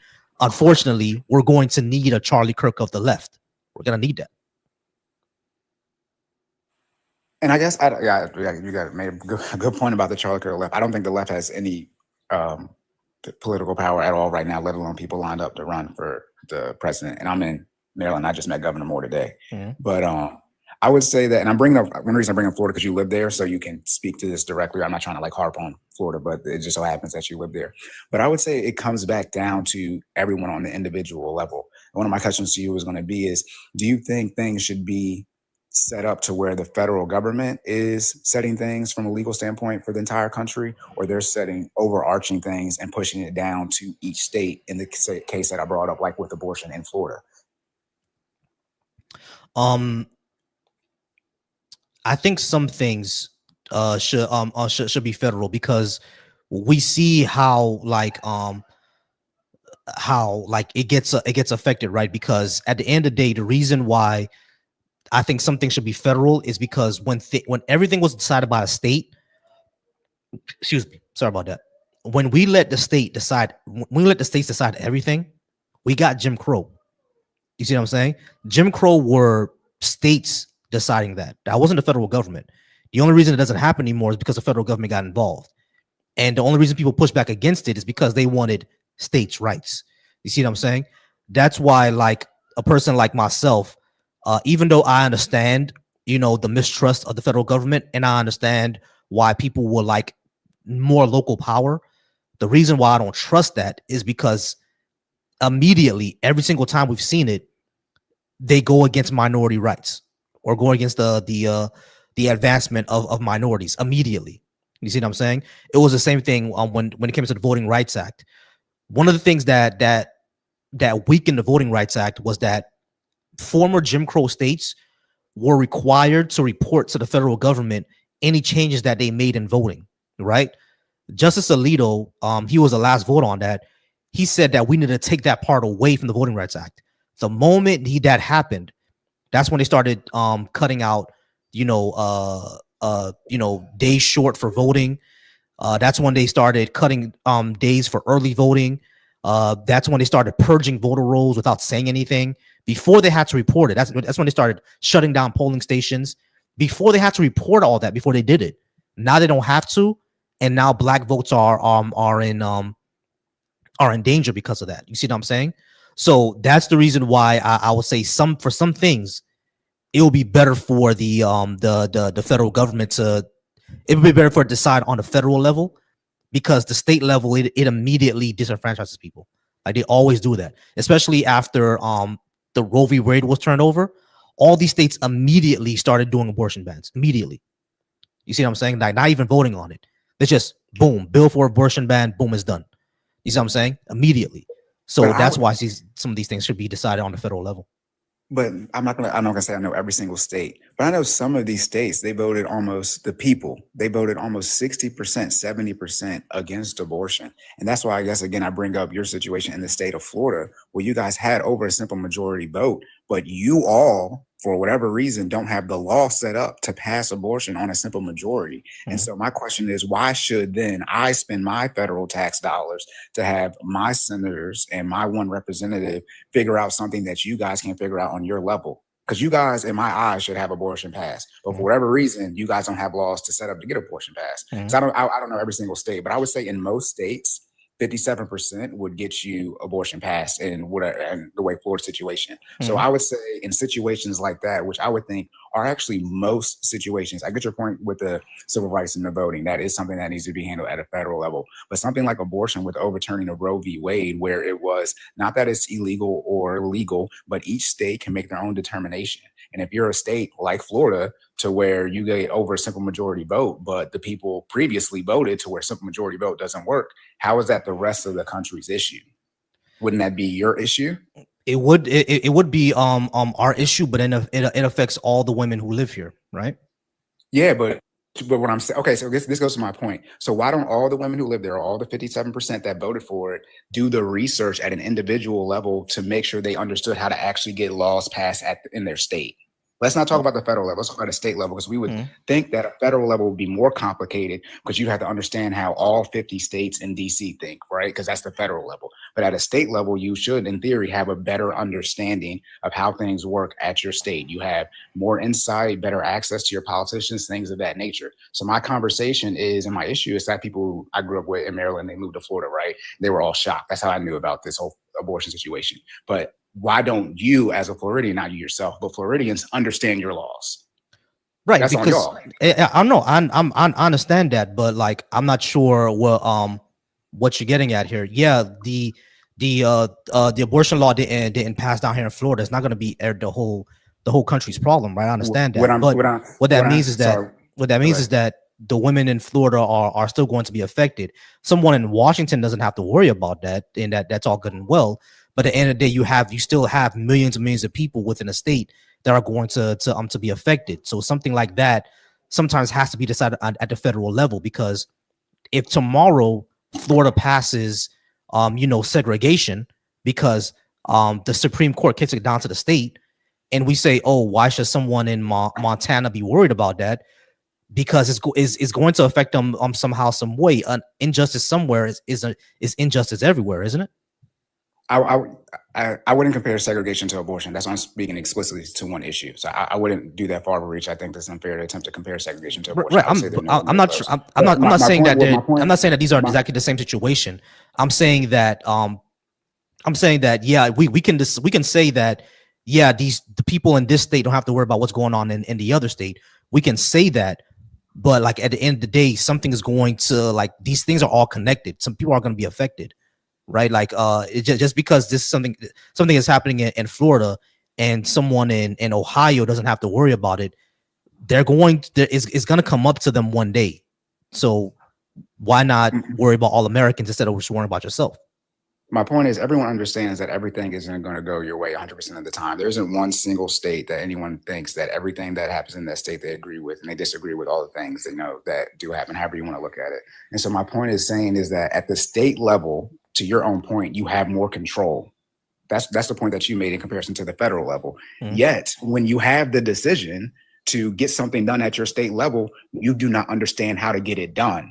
And then so now you want to take resources that you don't have to take, meaning pushing a state responsibility that you have to the federal level, and are upset why things on your list that you have here don't get done. My point is, and I'm saying, is that the state of Florida could have used the state of Florida's internal resources to pass abortion if they understood how the laws got passed there. They did not do that. Now we have to use the entire country's federal stuff to get this Roe v. Wade stuff overturned, or however you want to rank it on the system. And that's my overall point in the saying that it comes back down to each individual on an individual basis, understanding how to get things done. And I think that more things getting done at a state level, which the things that you have listed here, as I'm looking at them real quick, but these all look like federal issues. But what I'm saying is there are issues that are not federal issues, and when we push them down to the state, and for them to get passed at a state level, and they don't get passed, then people complain. And I think abortion in the state of Florida is the best example of that. It's on Florida to get abortion passed. You guys can pass abortion. So what I'm saying is, when you live in Florida, do you have articles showing that you guys are doing what you can to get that law changed from 60% down? That's what I'm saying. We don't, because one of the big problems. Sorry, I'm not trying to cut you off, but you're saying you don't. So what are you all doing to get that done so abortion get passed at the Florida right? level? So we have to. What we have to do is to educate the populace. That's one of the main things that we're doing. Right? You have to educate the populace. But one thing I was gonna say is that it's not an individual issue; it's a systems issue, right? Because the thing about things needing 60% to pass, majority of people in Florida did not know that because they're not politically educated, because the education system down here does not teach it that way. You see what I'm saying? So that's a systemic issue. You know what I'm saying? If the political system doesn't teach you how to do something, you are not going to know how to do something, right? And we can all say, let's just Google it and everything like that, but that's not typically what happens. You see what I'm saying? So at the end of the day, this was already a federal thing that the right to privacy is your own. What the Supreme Court did was kick it down to the state to say now the state has a right to decide what's private and what's not. that's going to cause more and more issues. And guess what? It'll go right back up to the federal level, because it doesn't just stop at abortion. It stops at other things as well, right? Because these things are connected. If you no longer have because the abortion was decided on the federal level because they decided that women had a right to privacy. If the state now says that women do no longer have the right to privacy, what else can they do to women, right? They can say, because you don't have the right to privacy, whatever man is in your life can now decide what any other healthcare decision that you would like to make. That will cause a problem, and guess what? It goes back up to the federal level. That's why kicking some things down to the state doesn't work. You see what I'm saying? That's why, like, I'm saying, like, your solution to things like just decide on an individual level, it doesn't work, because it all gets kicked back up to the federal level. This happens all the time. When I'm saying at the individual level, kicking it down to the state level, this is why I brought up the priorities and saying that we can't expect our federal government to get every single issue handled. So we have to sit down and say which of these issues can be pushed down to the state level. And then we can actually direct, because the federal government only has so much time. So that's why I asked about this list that you have, right? These 9 things. Which of these, if you had to rank them, is the most important thing that you would want your 2 senators and representatives to focus on in the federal government? Reparations. Okay. And then how are you going to convince other people to make sure that we're focusing on this at a federal level? Do you see what I'm saying? In the sense that if we focus on every issue at the federal level, then how can we expect anything to get done? Which is essentially what the left is dealing with. We have all these various issues that we want to get handled, and then we get upset that nothing gets done because we want them to do everything, let alone with me actually having the actual political power, as you mentioned earlier, to actually get things done. But how can you? We can walk and chew gum, bro. Like for example, there's it is a concern, right? How do you get every single one thing done? But then we have a president right now who literally has gotten 50% of the things in Project 2025 done. You see what I'm saying? So it's not like I said, it's all with political will. The issue with the left is that we tend to eat ourselves, saying we tend to infight. You see what I'm saying? Because of purity testing and shit like that. So if we all just coalesced on one idea and getting things passed when we have the power to do it, then we could get it passed. The problem with Democrats is that they're always worried about the whole process and getting Republicans on board, which was Obama's problem. Back in 2008, he just should have passed healthcare with the public option and said, fuck the Republican votes, right? Because he didn't need it. He literally didn't need it, but he wanted to court their votes in order to seem bipartisan. Republicans never do that. So Democrats need to say, fuck all that. When we're in power, we're going to pass every single thing that we want to pass, which should be all these. That's really the problem. The problem is that they want to seem bipartisan and work with the other team. Fuck all that. And to that point, I guess that's my whole thing about the actual implementation. So that, again, that's just like the theory, but actually seeing that get done. Because what you're saying is you want the left to operate in a way in which they do not operate. You want them to operate in a way in which the right operates. And I guess that's my whole point. How does the left get things implemented in a way that, I mean, because what's the last major thing that the left has got implemented? What is it? The LGBTQIA rights? Like, what's the last major thing that you can list? Yeah, probably the ACA. Okay. And so I guess in comparison to that, right? And then you compare, what's the last major thing or things that the right has implemented, right? I get that. That's my whole point. The overturning of Roe v. Wade.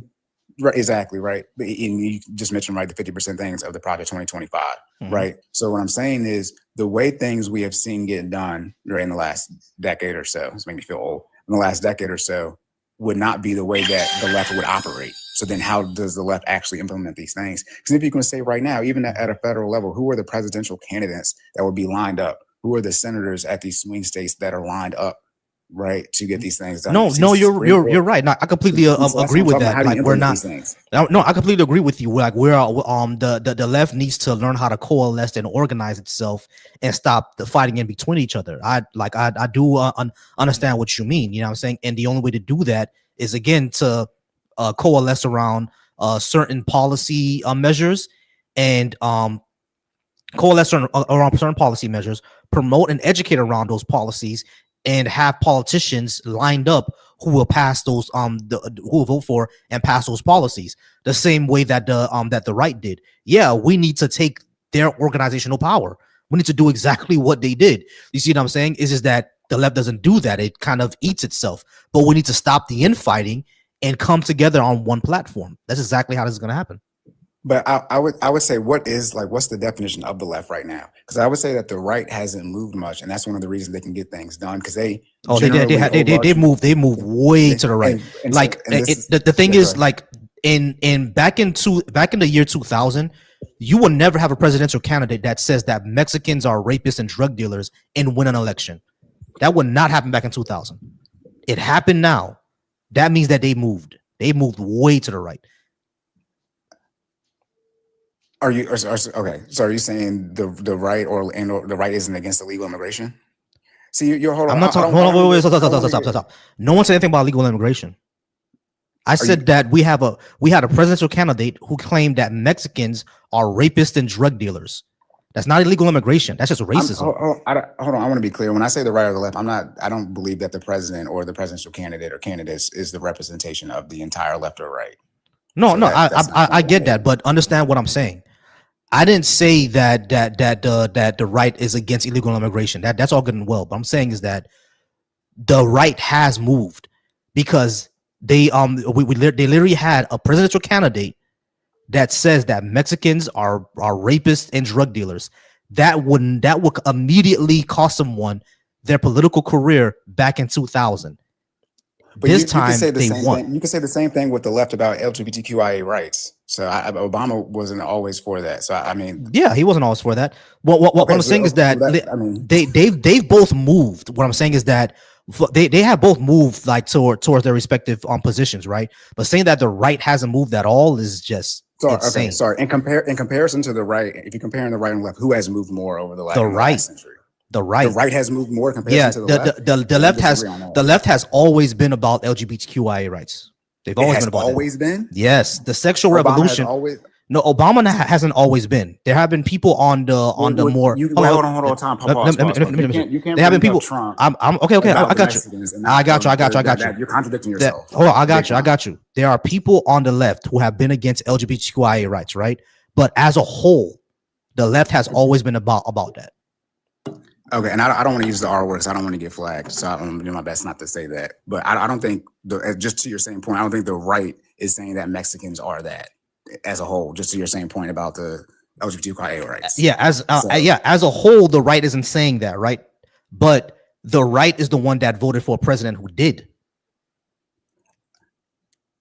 I wouldn't say the right is the one that. Okay, historically, majority. The Democrats, however you want to view how the sides have flipped, the blue has never dominated this country as the red has. No, so correct, because of Red Scare. Yeah. Because of McCarthyism, because of Red Scare. We never dominated. We were going to dominate, but because of McCarthyism, all the academics and scientists who were advising the government and who actually were advising them to do more of these social policies got kicked out. So we haven't dominated since. I would say majority of academics is left leaning and blue. No. Yeah, they were, but they were all kicked out of advising the government around McCarthyism, which was around the 50s and 60s. I don't believe they were. I think they actively are right now. What happened to Oppenheimer? I don't disagree with you on that. Yeah, exactly. That McCarthyism happened back in the 50s and 60s. All academics and scientists started getting removed from government positions, like no advising them. But I guess maybe I'm talking more about an individual. When I say blue, I'm talking about the voting. When you look at the map, I'm not talking about the actual political parties themselves. When you look at a presidential map, it's going to always, I say always, but historically, red has dominated the map. Even if you were to somehow extrapolate the dense cities like I live in Maryland, so Baltimore or Chicago, New York, where these heavily densely populated cities that vote blue, or something, a state like Texas, right, where Houston is extremely blue, but the state still goes red. You still would see historically that people lean more to the red or conservative side of things in the presidential election. No, yeah, the map seems red, but like almost no one lives in those places. Okay, so then how do you feel those people then should have a vote from a weight standpoint when it comes to your power? So because nobody lives in somewhere like Montana, they should have less say so. So that would mean you would lean more towards electoral college or representatives versus the senators. I didn't say no say so. But what's it matter how many people live there? Is their opinion not is just valid as yours is mine? Their opinion is not. Some of their opinions are valid. Some of them are not valid. No, when I say that, I mean I'm talking the weight, meaning they essentially like the First Amendment, right? They have a right to say they want their elected official to do this. Yeah, of course they have the right to say that. I guess what's my point? Your point of bringing up that less people live there, which is an objective statement. I mean, I know, right? Because you said the right tends to dominate the map. Yeah, it dominates the map, but the map that they're showing, like North Dakota, almost no one lives there. No, when I'm still like, I think it's either Reagan or Nixon or maybe both. Like they won 49 states, right? Like they had landslides. So that's not a lot of people live there, right? If you win 49 states as a party, that's saying something about the country at that then in time. And if you historically cannot show that, even at a percentage standpoint, right? Even before we had 50 states, if you can't historically show that level of dominance for the other side, I think you have to also take that into account on how people actually feel, not when they come on here, but when they go to the polls, right? Because everybody can say what they want to say, but when they go to the polls and vote, that's how they feel. Right. Yeah. That's how they feel. That's what their vote is. Right. I get that. Aren't like changed. Right. I get that. But that has more to do with political education, is it not? So you're saying that people lack education that vote for the right? I'm talking about political education. I'm not saying that they lack education overall. Yeah, political education. Yeah. A lot of them lack political education. What would be the floor for a political education standpoint for someone to say they don't have that, like a literacy for political education? Understanding how the government actually operates, and how the parties operate as well. That's vague. But don't we agree that the parties change though, right? So they would need more of a fundamental understanding of more like conservative versus liberal. Right. When I say how the government operates, I'm not just talking about knowing the three branches of government, like knowing what they are. I'm talking about knowing what they do and knowing what like government agencies do, because you'll find a lot of people who don't know that government agencies are funded by taxes. A lot of them don't know that. Yeah, I mean, those are the guests before you literally said that if you work for the CIA, you work for the private sector. That's ridiculously stupid, right? I wasn't here. Yeah, exactly. The guests before you literally said that. That's what I mean by like political education. A lot of them don't know how this works. I got you. Well, I'm not. I guess I would be politically educated. I can't believe that person said that. That's crazy. I usually be the comment. I would be trolling that person. They said that. No, I guess to my point with that is when would you then want to have something in place where you need to have some type of floor for political education before you could vote, in the sense of some type of literacy or reading test like they used to have? No, I don't believe in doing that. Okay, so I guess that goes to my point of implementation. What I'm saying is, so we have this thing, right? So you want some type of political education you believe people should have, but if you can't find a way to implement it, and you don't want to, even if you did implement it, say that people have to have it to actually exercise their right to vote, then that's what I'm saying. Like, how do you move forward? Even if you get it, say you got it passed in Florida, right? And it was required. Or not required, but you're able to get it passed, so people had access to it for free, right? But then if people don't have to actually have, some check mark before they can vote, what's it do? What we do is that we change education in this country, right? Change how it's excuse me. We change education in this country, change how people are educated, especially when it comes to politics and mathematics and science. Have them to understand these things at a very basic level, so they know how our government works, and they know how a civil society works, right? And they know which each branch of government does, and what happens and everything like that. But that doesn't mean that even if they don't know how it works, like literacy tests or whatever, that they absolutely can't vote. I think that's an inherent right that you should have as a citizen.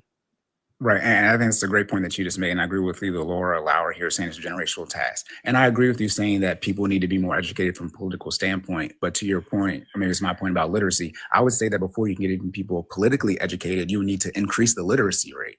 And then by doing that, how long would that take, right? Like the people like you and myself, right? When I say, we're grown, right? We've already gone through the system. People that are our age that are illiterate, they probably can't, we probably can't get them literate to the point where it actually was going to take the time and spend the time to do and make the effort, right? You want to implement this into the education system for the generation coming up. Mm-hmm. So does that mean we might actually have to, when I say sacrifice, meaning we might not see the changes in our life that we want to see? I talk about my grandparents probably in the same way, right? They probably never thought that they would see someone of Obama or Kamala's skin tone right in the office, but they lived long enough, if they did, right, if they were still alive, to see that, right?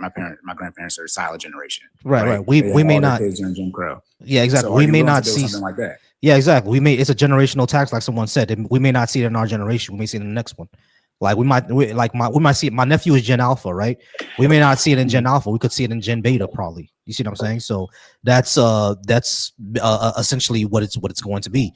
Like when millennials take over the government, it's going to be, we're gonna be doing things for those generations to see it. Now we're probably gonna die before everything improves. You know. Agree, and my kids are in the 2023 and 2025 born, so they're right on the border of alpha and beta. But I would say that isn't a focus of their generation, is making them more literate. That I would say that is not what Gen Alpha and Gen Beta is dealing with. Is that they're going to be the generation that, now they have more access to information. Obviously, every generation does, right? The information access that they have is obviously unprecedented. But I don't think that is going to be a generation to be quote unquote literate or politically. Oh snap! Did you go away?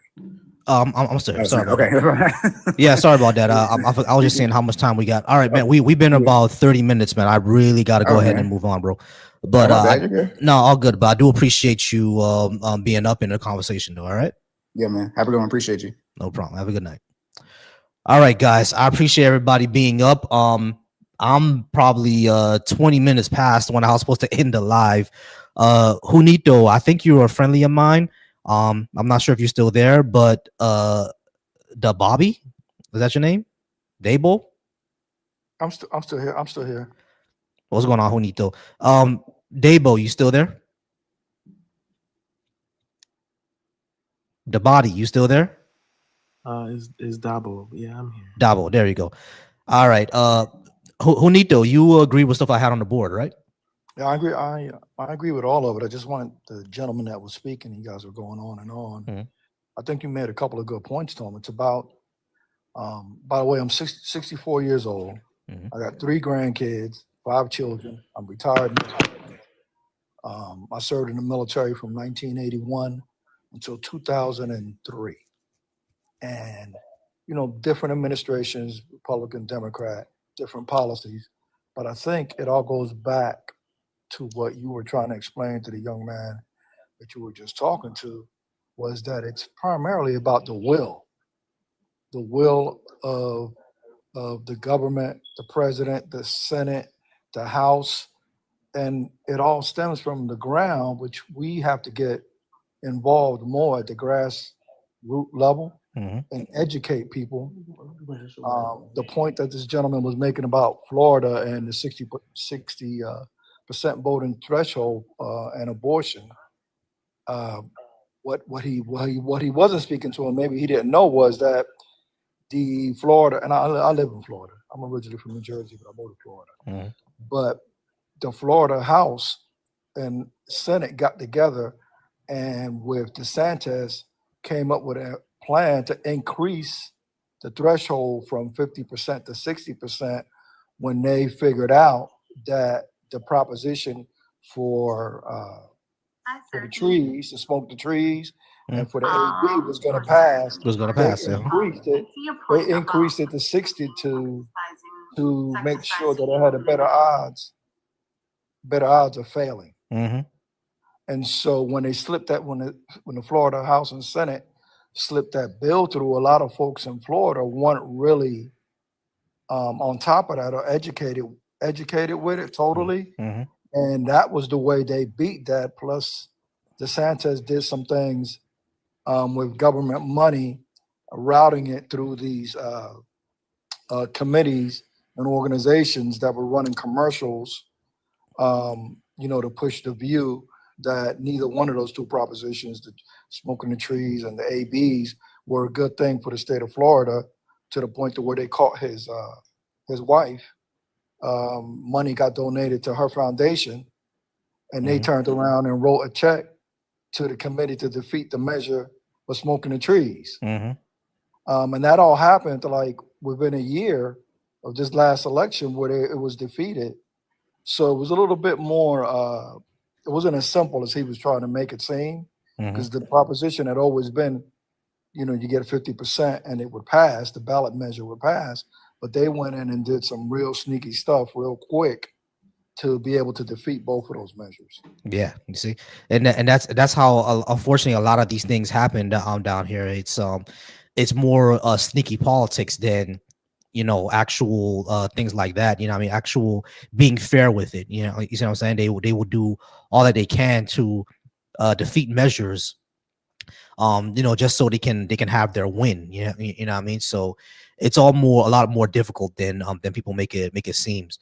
But Juanito, give me a second. I'm gonna get back to you.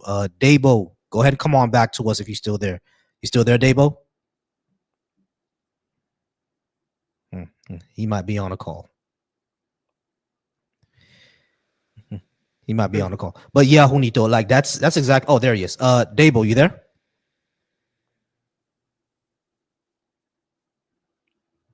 Dabo, come off mute for me, please. If you're still there.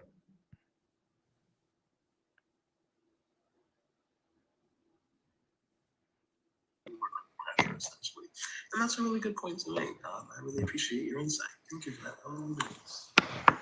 Dabo, you still there? Yeah, hello? Yeah, there you are. All right, Dabo, you over 18, and do you disagree with anything I have on the board? I'm over 18, and I don't disagree with anything you have on the board.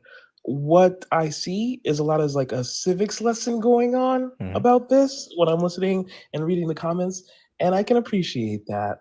But I think that's like a little bit naive. That's all. I'm more a nihilist when it comes to this stuff. Especially, you brought up the other gentleman, the ACA, and how the public option didn't pass. There's a singular reason for that, and that singular reason is Joe Lieberman. I just feel. I mean, I don't feel. I know. I know for a fact that most white people don't make those changes, especially on the federal level, unless it. How do I put this? Not that it benefits them. They'll cut off their nose to spite their face a lot of the time. I think at the core of it, the reasons these things haven't passed is white supremacy. We talk a lot about political will, which I think is nice, but I'm really of the set that does not that believes white supremacy is at the core of the reason that these things haven't passed. It's about improving the lives of minorities, and white people since the beginning of the inception of this nation have been against that. And I think we need to be more frank about that. Honestly, I think the civic discussions are nice. I think that more people can learn about how, you know, a bill becomes law. That's nice. But at the core, it's white supremacy. And you can even talk about corporations, but capitalism is a branch of white supremacy. So, you know, that's just my feeling. I, again, appreciate the comments. I really find this to be a nice discussion. But yeah, nah.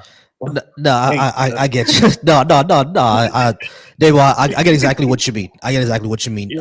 One thing that I've learned about in this country is that, have you ever heard that saying that whenever like racism is so embedded in this country that whenever black people protest racism, they think that we're protesting America itself. You see what I'm saying? So exactly. Yeah. So that's exactly what the issue is. But I also realize something.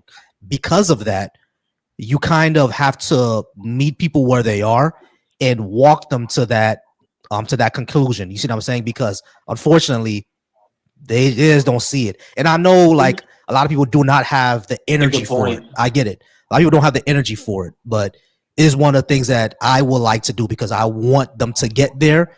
I know a lot won't though. I know a lot of them will see the point, be afraid of it, and run the other direction. Because I've had it plenty of times here. I think it happened twice on this very stream. You see what I'm saying? But it's still beneficial for the people who are watching to know. You see what I mean? Yeah, definitely. I was in a live not too long ago, I think earlier today, and I talked about white supremacy and P. Diddy and how he's built his empire based on white supremacy, and they didn't get that. They didn't get that I wasn't just talking about race, like the powers that be. And they made it seem like I was talking about some conspiracy like UFOs. And I'm like, wow, we have a long way to go. I think that's admirable that you want to do that. I think it's a lot of work. It's a lot of work to you. No, it's a lot. It's a lot. Yeah, it's a lot of work. I feel like these policies can pass in a better world. I think that it will not pass under the current administration and may not even pass under the current political system that we use. Our political and social system of capitalism won't let these things pass. I think it'd take a complete upheaval of what we have going on right now. Yeah. It'd take a removal. Yeah. No, Beto, I agree with you. I actually do agree with you, which is like, for these things to pass, we need to get to post-capitalism, or not capitalism at all, whatever that's going to look like. But the only way, what I've seen is that we can get there either through revolution, right? Or we can get there through having people see that, yeah, this system sucks, because none of these things that would improve my life, is going to pass under this system.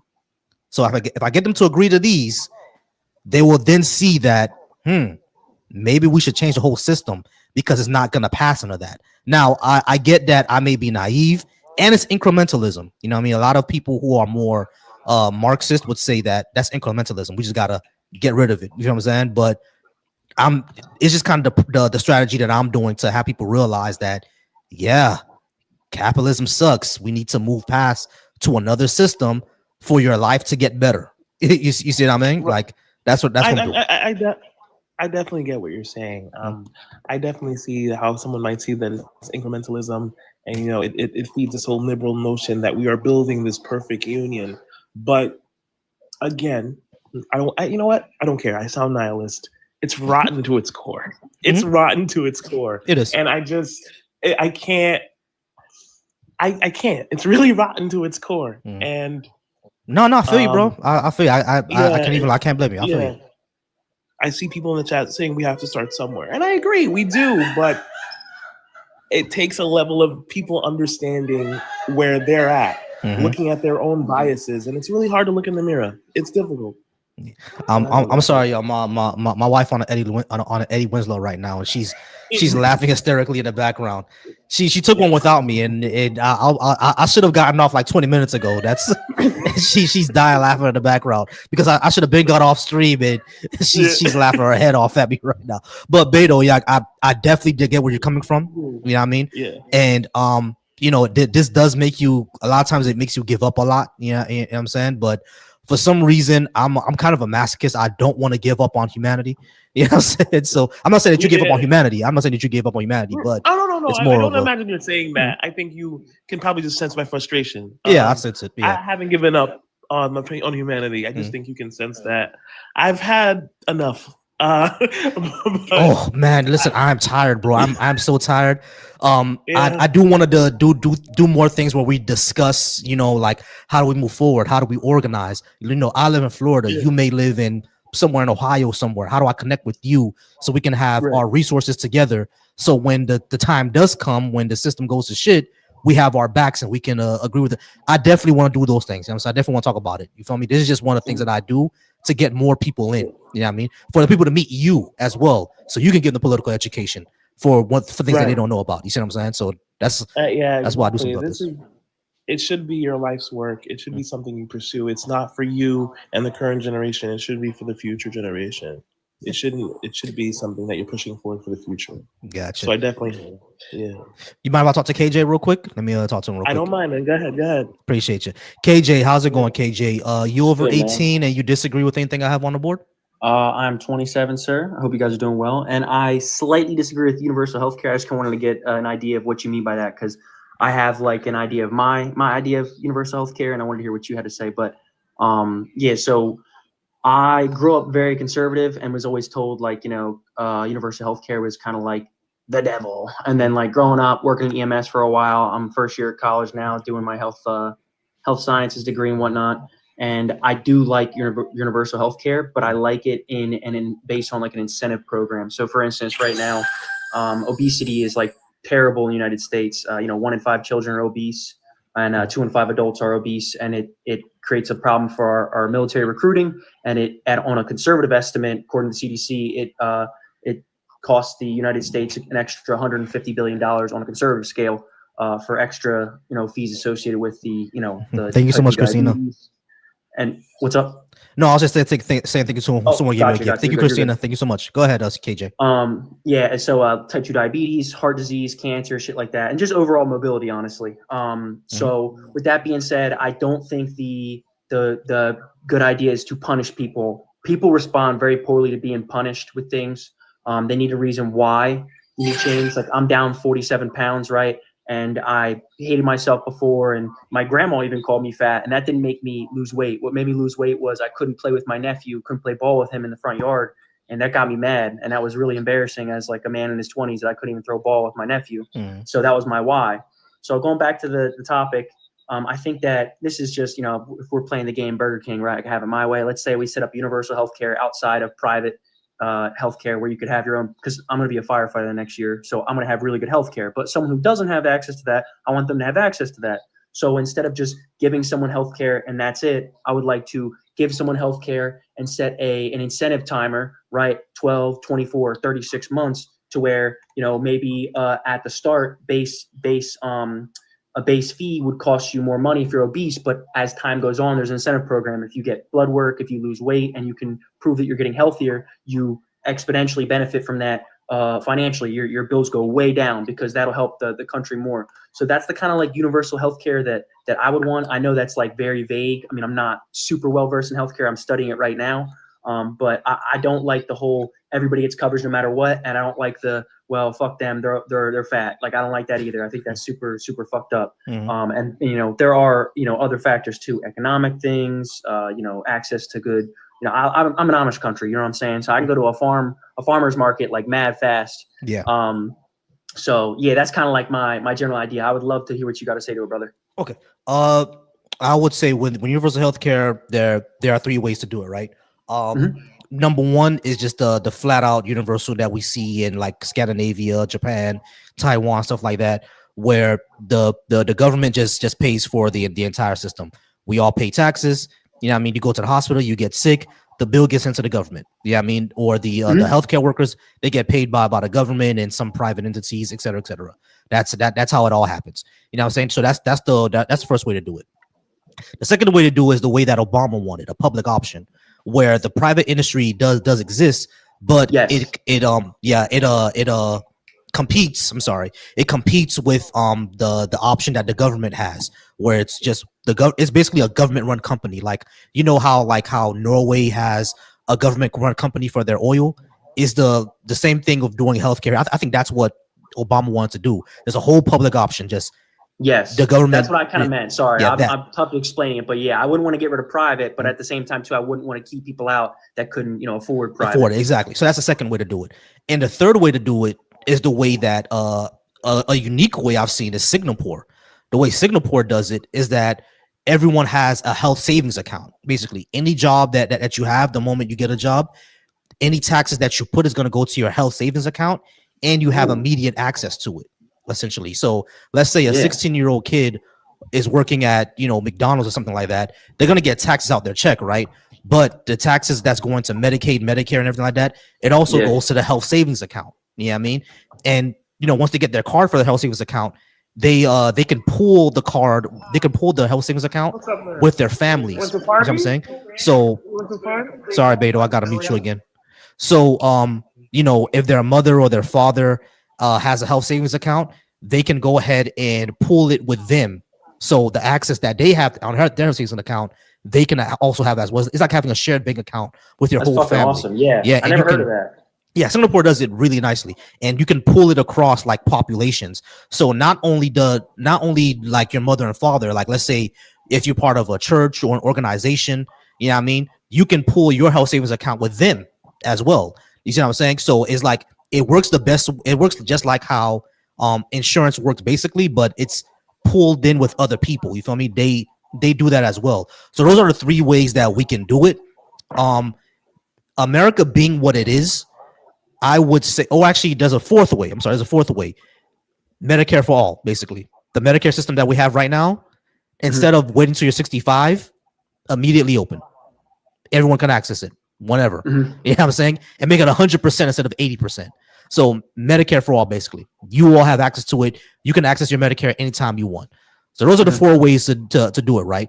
America being what it is, I would say the last three, the public option, HSAs, and Medicare for all are probably going to be the ones that are going to be more viable just because of the way that America works. You know what I mean? People are just kind of afraid of the private industry going away for whatever reason. You know what I'm saying? Now, I'm not. I don't think there should be a profit motive in healthcare, but that's just my opinion. There are people who disagree with me, and I understand that, right? So just for political feasibility, the public option will probably be the one that's going to pass. You see what I'm saying? That we're going to do.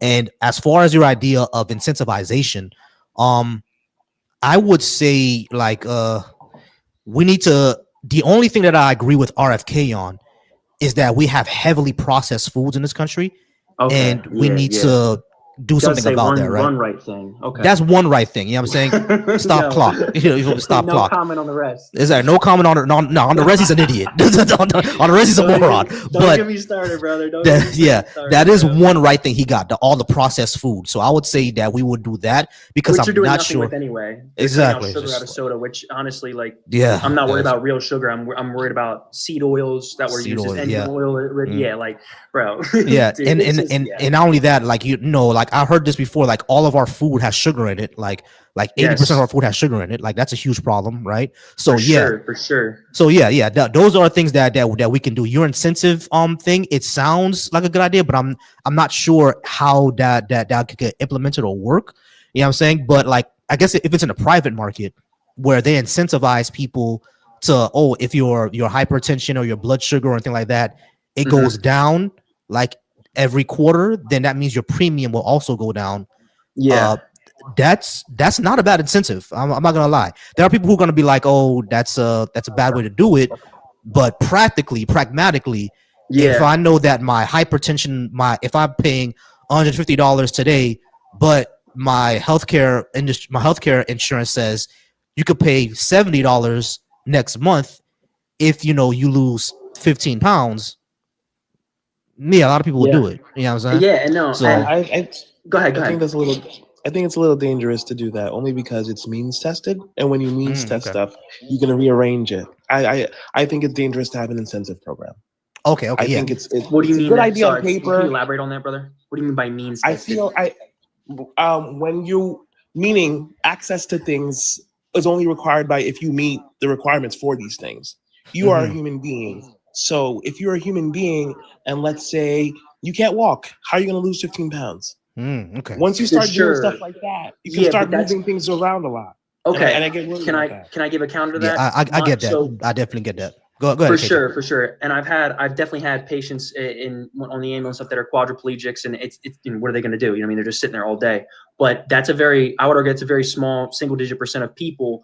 Versus type 2 diabetes is largely reversible in obese patients. And I'm not saying, the thing is, you're right. In order to do that program, like the incentive program that I'm bringing up, you'd have to do that in a way that is sensitive and very defined and creates opportunity, like gives people hope. The whole point is for it not to be a punishment. It's supposed to be not taking self-accountability, but also to the government being like, hey, we're going to take our accountability and we're not going to, F you over because of, what you got going on. We want to help you. And because we do spend billions of extra dollars. And so when you talk about like a public option, I wonder if you don't have an incentive program, like, do we just stay obese? Like, because it's going to cost us billions of dollars more. And so I feel like that just by itself wouldn't be the answer either. But I know what you mean. Like, trust me, especially with the freaking the idiots we got in office right now, they would definitely use that to cut people out. So I don't think during this administration at all, from now until 2028, I think it'd be a terrible idea. But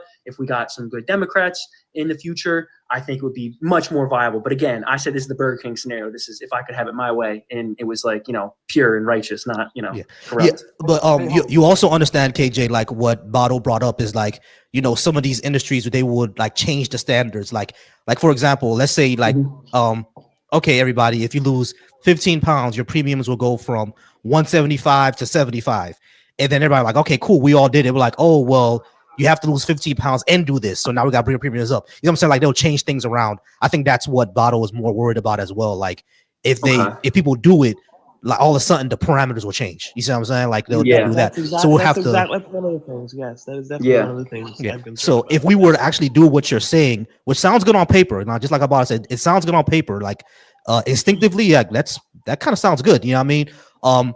If we were even to do that, like the KJ system, if we were to do that, we will have to find mechanisms in place where that doesn't happen. And yeah, you know, America being what it is. And alluding to your Yeah. RFK point about the sugar, if we're going to be addressing what people eat, we have to address so many things socially. Food deserts, Yeah, food deserts, lack of definitely. resources. for sure, We have for to sure. we have to address economically what's going on with Yeah. in regards to who's eating. I mean, I live in New York. 1 in 4 kids here go hungry in this state, in the city. So we have to address those things too. So if Absolutely. we're going to create an incentive program, we have to make the options fair. And I don't know, last time you checked, we're not about equity so much in this country. So, Yeah. No, really? so it's a nice idea on paper. That's crazy. But I want you to fully think it through. Mhm. And if you want to have everybody in it, I think the public option is personally the best. And I'm not against the health savings account, but I think people are going to like that savings. health savings and account sounds awesome. I never heard of that. Yeah. Honestly. Yeah. My job actually offers a health savings account, but Singapore does it for like their everybody, because some jobs don't offer that. But Singapore, they do it for everybody, and you could pull it across populations. Like everyone on this like live right now, like if I say, oh, my health savings account has $1,000 in it, how much yours has? And Bottle says, oh, I got $20,000, and KJ said, well, I got $50,000. Hey, can I join you guys? We're like, yeah, let's pull our ours together. And you know what I mean, it's like, it's cool. It's really cool that the way they do it. It's Yeah, I gotta look into that, man. I'm it's glad really I'm starting college here and finally getting this shit done because Mhm. I've been so overwhelmed with all this reading and stuff like that. I was just on a live earlier with talking about food sustainability with like veganism, and I'm not a vegan, but I got a whole PDF sent to me, and someone told me like, oh no, if it's ethical, you can do it with financially, and I was like, okay, I didn't know that, but I guess I got to read that. So, but yeah, no, that's cool. I just want to throw that out there, man. I got nothing else to say, but I appreciate you guys being kind to me and educating me and talking to me. So thank you. Yeah, not a problem. Yeah, and we could definitely flesh out that idea like together. Yeah, I mean that sounds good. Well, we'll definitely talk more about it. Yes, sir. All right, hey, I'm gonna go watch some anime. You guys have a good night. All right, Sleep man. well, okay? Yeah, have a good All one. right, I gotta catch up with Demon Slayer, as a matter of fact. Let me go watch it right now. No spoilers. No spoilers. Yeah, no spoilers. I got you. All right, later, guys. All right, later. All right, True Progressive. I do see you in the comments, but I was supposed to get off a long time ago. Even though my wife is high as giraffe balls right now, she's still gonna be mad at me that I stayed on here for longer than what I was supposed to. So I'm gonna go ahead and get out of here, guys. All right. She said she doesn't even know what's happening. Oh my goodness. All right, y'all. I am gonna go ahead and get out of here.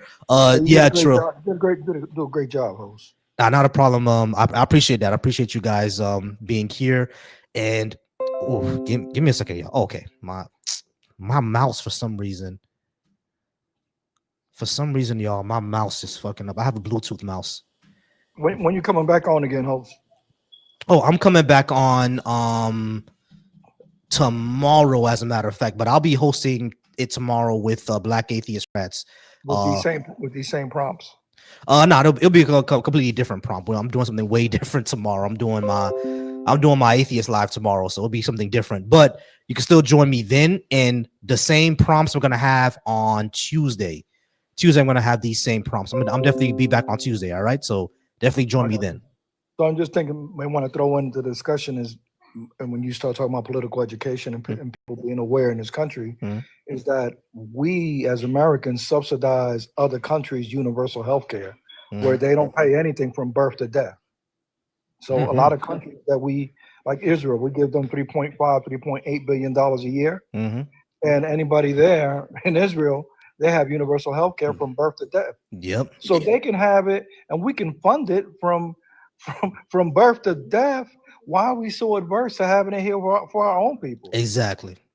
So I think that people don't take into account, and that's just one country. Yeah, we definitely gotta talk about that more. But I will be back on Tuesday, all right, and we could definitely talk about that more. And I appreciate everybody who's here. Junito, I appreciate you. Bado, I appreciate you. KJ, I appreciate you. Even the opposition that came up, I appreciate you guys as well. Everyone here is awesome. Shout out to Christina Carroll in my chat right now. Shout out to Laura, True Progressive. Shout out to you as well. Everyone who's here, you guys are awesome. I appreciate y'all. Remember to stay peaceful, and what's going on in this country right now, y'all, do not lose hope, but remain vigilant. All right. We saw what happened in Chicago. All right. We saw what happened in Chicago. I'm going to say this again for black folks. We saw what happened in Chicago. So remain vigilant. All right. Appreciate y'all. Y'all have a good night now.